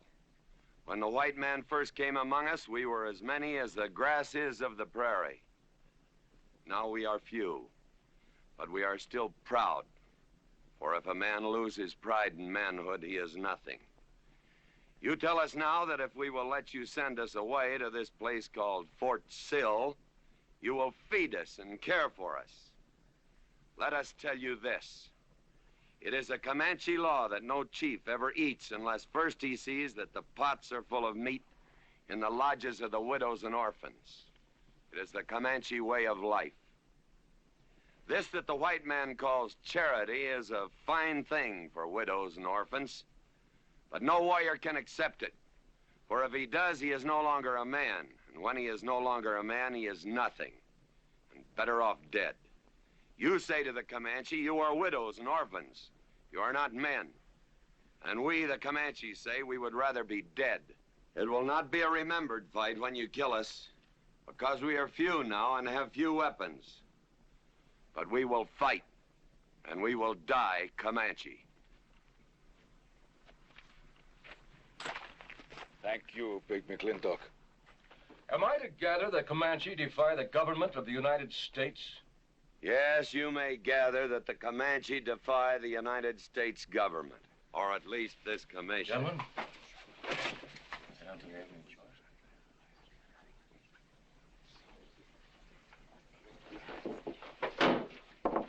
It is the order of this court that these chiefs be incarcerated until such time as the detachment of United States cavalry be made available to escort them and the Comanche Nation to Fort Sill. This court is adjourned. Oh, McLintock! You are important chief amongst these white people. Sway them. Have them give us few guns to make the fight worthwhile. Let us have one last remembered fight for end of Comanche. I almost wish I could arrange that, Puma. Ahalani cha. Ahalani cha. Sergeant. Yes. Good God. Carry on. Gentlemen.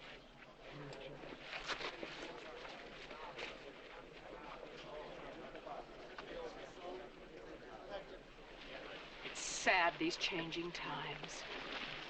It isn't the times that are changing, Mama.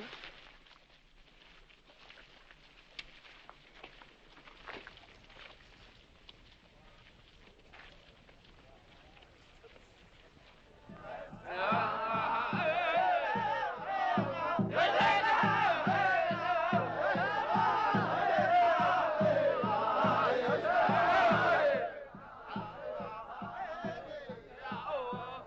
Hi, GW.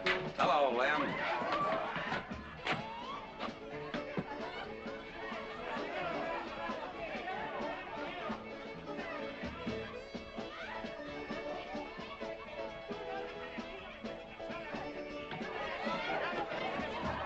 Bunny? Oh, howdy, McLintock. I figured you'd be belly down drunk by now. I've been doing some drinking, Bunny.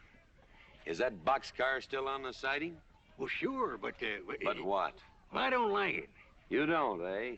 You figure if them Indians get out there and lead the cavalry on a wild goose chase, that great white father's going to get nosy. Get nosy, and he'll investigate. And when they find out how that side-saddled governor's been messing things up, they'll give those Indians a fair trial. That's live ammunition in that boxcar. You know what'll happen if them Indians get some guns in their hands? Somebody's going to get hurt. Is Puma's word good enough for you? Well, I don't... McLintock, you got yourself a partner. Leave me out of this. Hey, McLintock.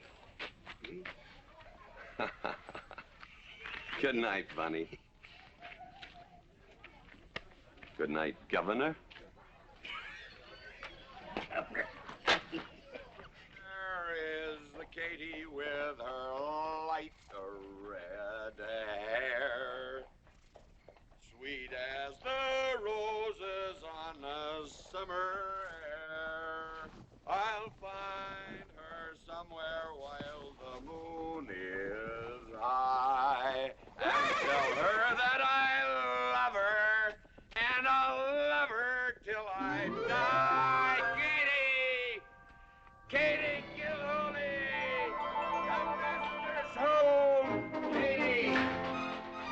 Katie. Catherine Gilhooly McLintock. Where is the woman of the house? Mr. McLintock. Oh, there you are. Mrs. Warren. Oh, good evening. I waited up for you, Mr. McLintock. Oh, how nice. I want to talk to you about something. Delighted. 309 times straight.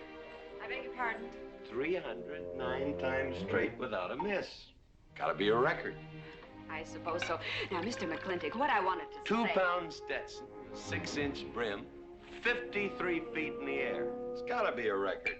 I'm sure it is, but the reason I waited up... Dagnammit, woman, can't you hold that glass still? Of course, sir. Now, down the hatch to my world's record. Down the hatch. Yes, sir.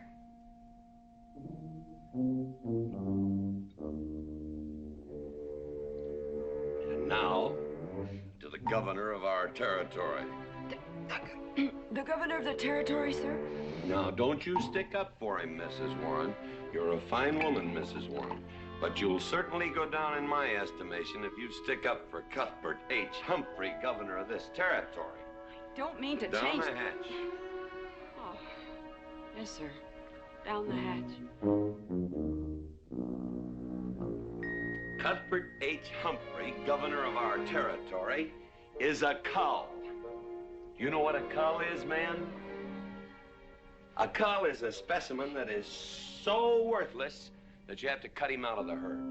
Now, if all the people in the world were put in one herd, Cuthbert is the one I would throw my rope at. At whom I would throw my rope at. Natural-born cull. Another touch, ma'am? Oh, no, sir, no. Well, I don't mind if I do. Good. Can't walk on one leg.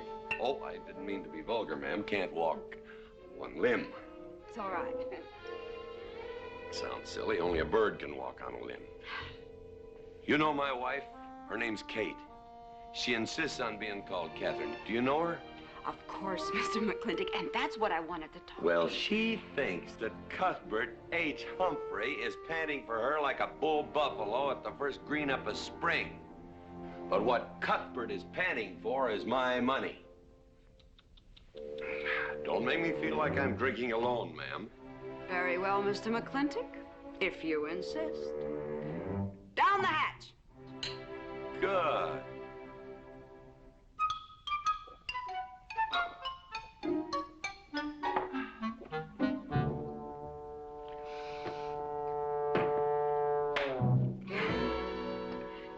McLintock, I have something very important to say to you. Very important. Guess it'll have to wait till the morning. Toodle. Oh, it's all right. It's all right. Betty, bye-bye.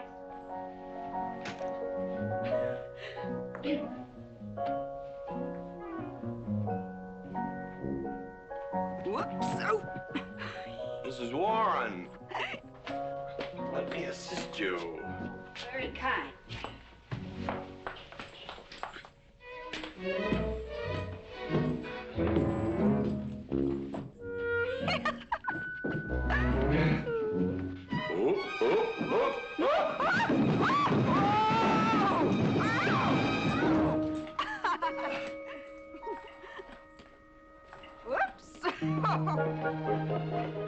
What's going on here? Now, Catherine, are you going to believe what you see or what I tell you? Mrs. McLintock, hope you won't misunderstand. It's the first 100 women sitting on his lap that I misunderstood. Number 101 is quite simple. Now, G.W. McLintock, I have something. He's gone to sleep. Just when I know exactly what I want to say to him, he goes to sleep. I waited up to talk to Mr. McLintock. I wanted to tell him I was quitting. You see, Sheriff Lord has asked me to marry him, and... Oh, congratulations. I don't want to seem prudish, but if you are going to marry Sheriff Lord, it seems to me that you're sitting on the wrong man's lap.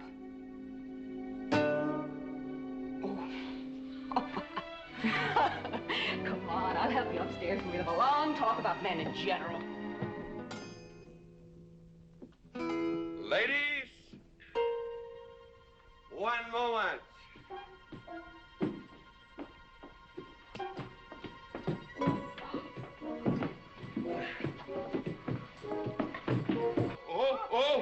Watch out, you'll get us all killed. Oh.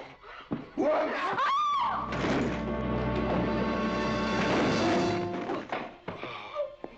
Wait a minute, ladies, till I catch my breath, and I'll get you up those stairs as sure as my name is George Washington McLintock.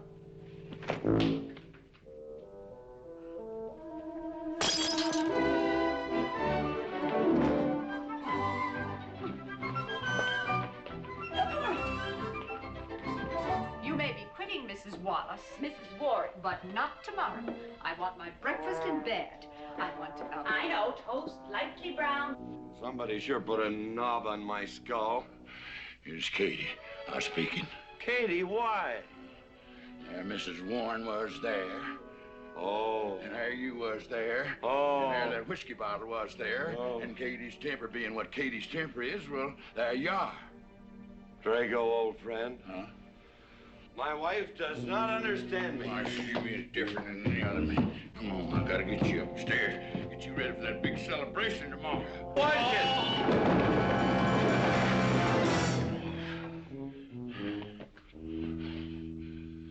Drago, I am sleeping in the den.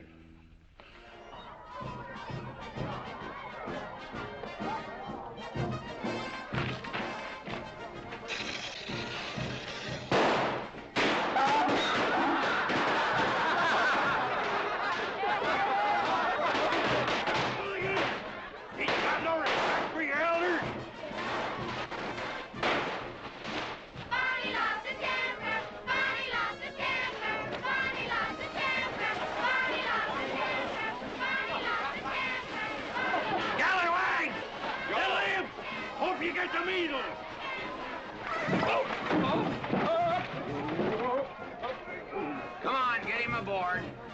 Is everybody ready? Man in number 5 needs a flank cinch. Get him one. Let us know when you're ready.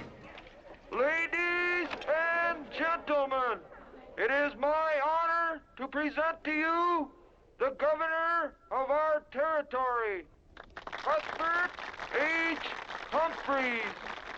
Thank you, Mayor. My friends and citizens of this great territory, this is the 9th consecutive year. It has been my privilege and my pleasure to inaugurate the McLintock 4th of July celebration. Now, the first event will be the wild horse race. But before I fire this shot to start the event, I would like to say a few modest words regarding my stewardship of this great territory.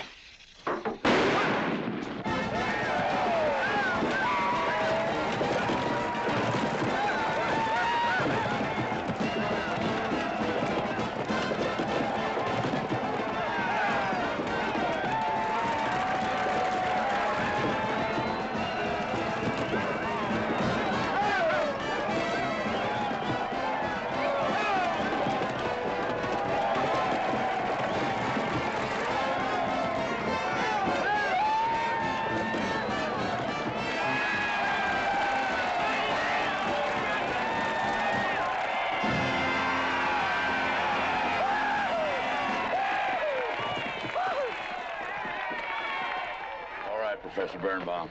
Gentlemen. Sheriff, here's your horse. Come on, get him on line up. Come here, King. Now, boys, you all know the rules. It's twice around the inside, once around the outside. First cowboy that hits that finish line without busting that egg is the winner. And I caution you boys about some of them eggs, because some of them eggs are last year's holdovers. All right, mount up.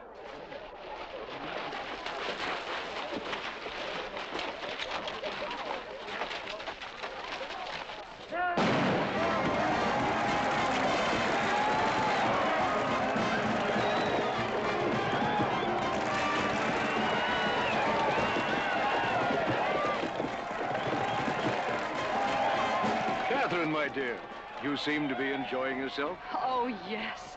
This is wonderful. It's the only thing I really do enjoy about this barbaric country, the 4th of July celebration.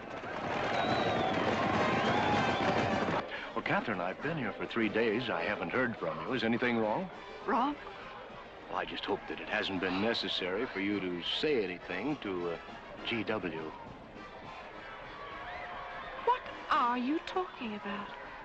But, Catherine, you see, I'm in a rather delicate position, being governor of the territory and all. I just hope you haven't found it necessary to say anything about... About what? About you and me.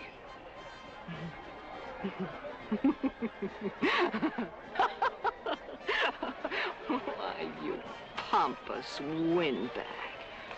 Do you think that you're the only man who's ever tried to play patty fingers with me, who's ever tried to lure me into the moonlight? Well, no, but I... Well, I'm a big girl and I can take care of myself. My husband knows it.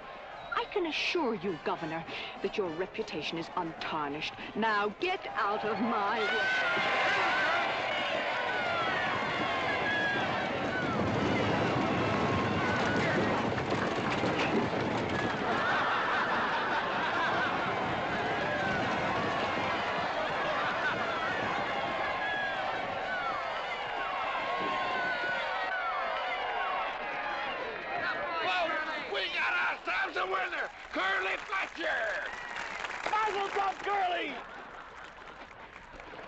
Give me the egg. Disqualified. Here you go, Curly. G.W., you'll never believe what happened over there. What? You smell a beer. Well, naturally, I'm drinking beer.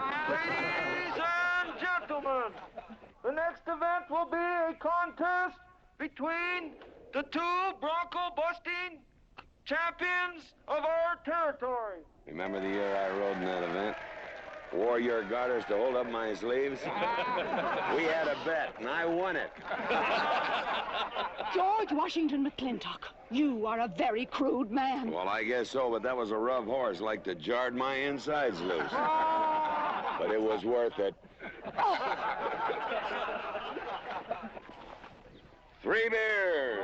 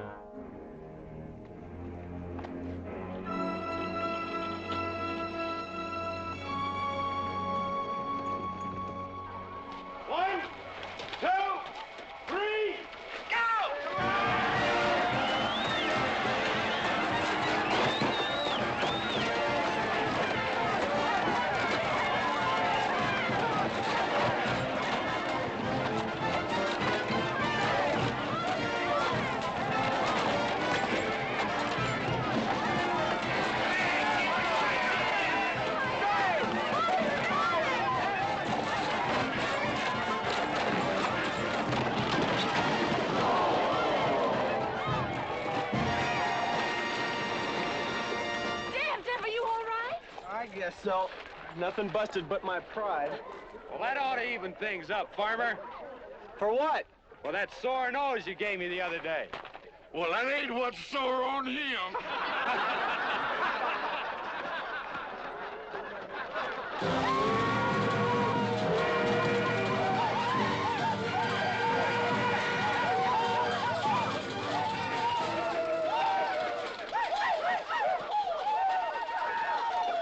The closing event is the cow pony race. The finish line is at the barbecue. So start meandering. Come on. Now what is that, false courage? Why, you know a Douglas doesn't ever use a thing like that. I want you to get on that horse, get out in front, and stay out in front. I'll be out front, Dad. All the way. Good boy. Now remember, stay out in front. That Agamemnon's a good horse.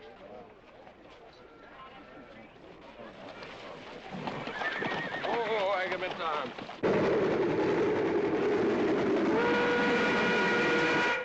11:40 and she's on time. Oh, boy.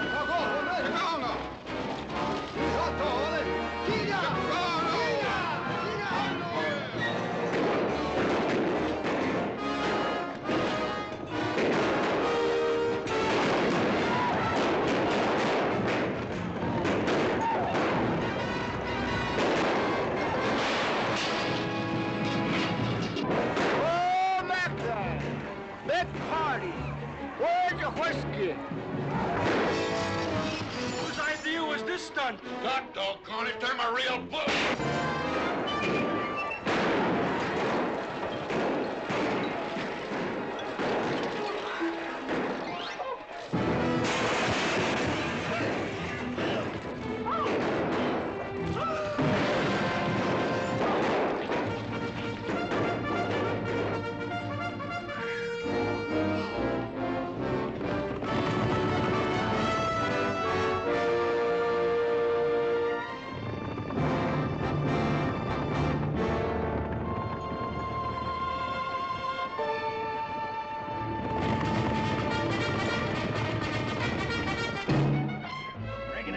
Excitement you'd want for one 4th of July, eh? Puma finally got his way, but I reckon he's riding out his last war party. He won't get very far. But one thing still has me puzzled. Where did they get the guns? I was wondering the same thing. My kidney's been bothering me. Bunny? GW!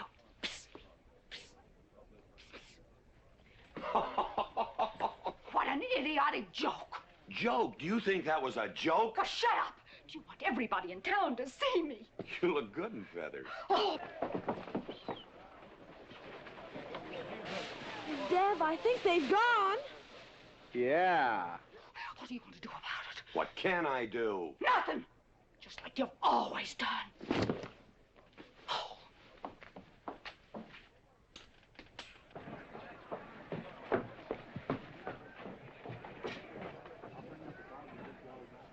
How long, GW? How long what? Cat. She's been riding herd on you for 2 years now. I'm a peaceable man. But my father used to say, you raise your voice, it doesn't do any good. It's time to raise your hand. Well, I've been planning to do something about it. I'll have another talk with her. Talk to her? Talk to her? Talking won't do any good. Becky, have you seen your... What's been happening around here? You've got hay all over you. Been some mighty sneaky goings-on here during that raid, Mr. McLintock. Who was it said only a trollop would kiss a man before they were formally engaged? Oh, but we are engaged, sir. You are? That is, with your permission. Well, you've got it. Oh, Mrs. Warren? I think it's wonderful. I guess this is the only engagement that ever started off of a spanking. Mm-hmm. I reckon Birnbaum is right. All right. Lord bless us, this is gonna be a great day. Doggone it, folks. Let's don't let a little old Indian raid break up a good barbecue and a rodeo. The meat sound. Let's go. You contestants get ready for the cow pony race.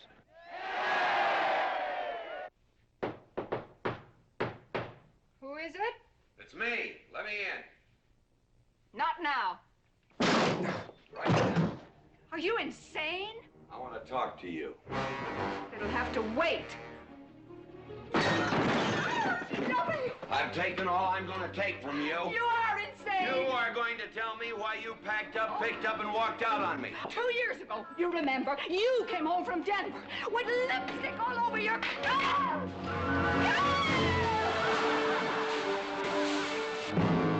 Lipstick on my collar. I've got the shirt to prove it. Who cares? Why, you big...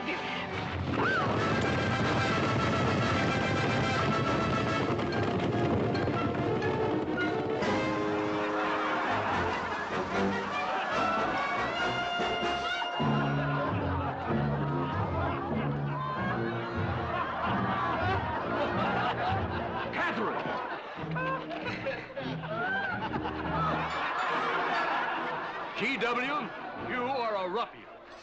Cuthbert, you are right.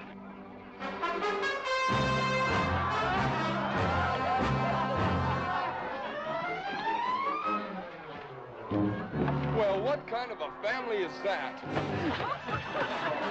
The best! And dangerous, Ron. Who won the race? Who cares, Agard? History's being made.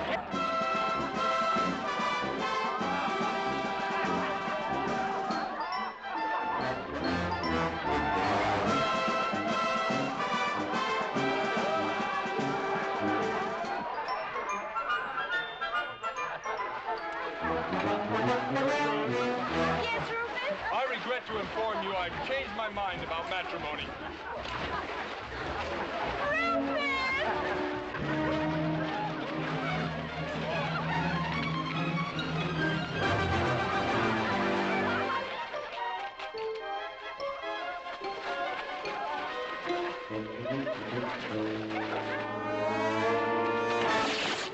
Hey, Mrs. McLintock!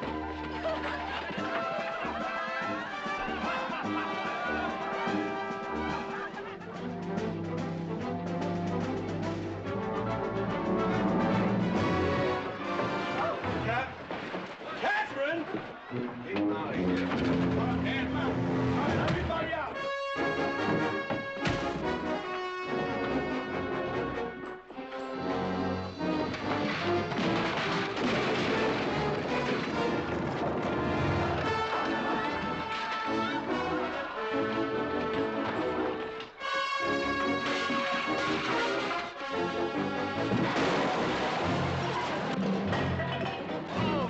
Looks like GW's buying out the whole store. I'm afraid you're right.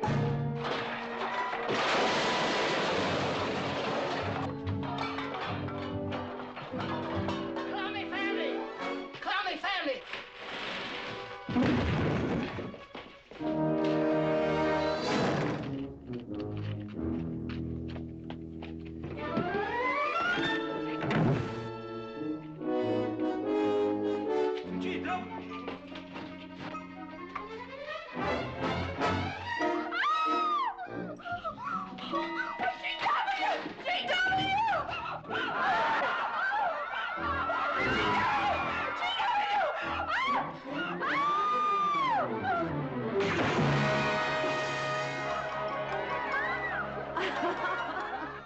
Oh, Mrs. McLintock, you're all wet.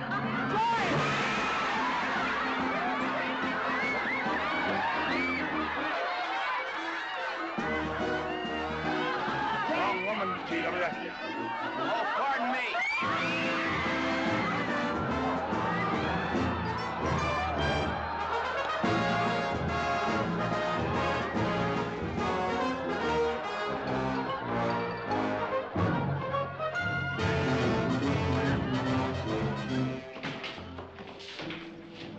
Mrs. McLintock, you setting a new style?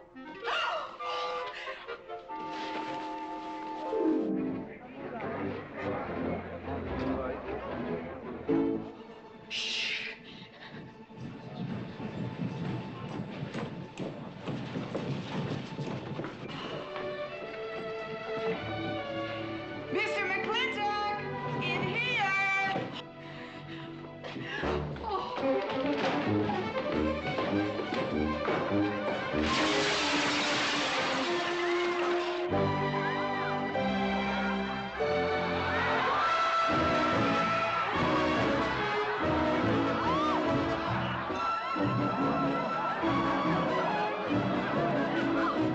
If I ever get through this humiliation, you'll rue the day you ever met me. Oh, bellyache, fight all you want. It won't do you any good. You've been digging those burrs into me for 2 years. Now you're gonna get your comeuppance. Thanks. My father would be proud of you! I'll make you prouder.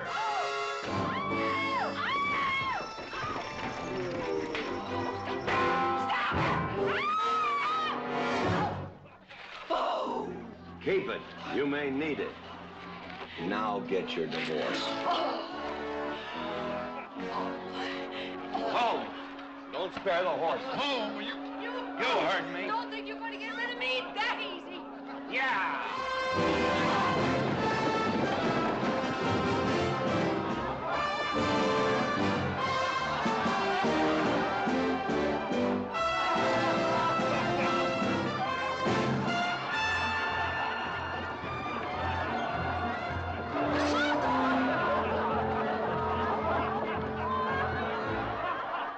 No more living in the capital? No. No more Newport in season? Nope. No more dancing at the governor's ball? No, GW. Happy day! 310 times without a miss. That's a record.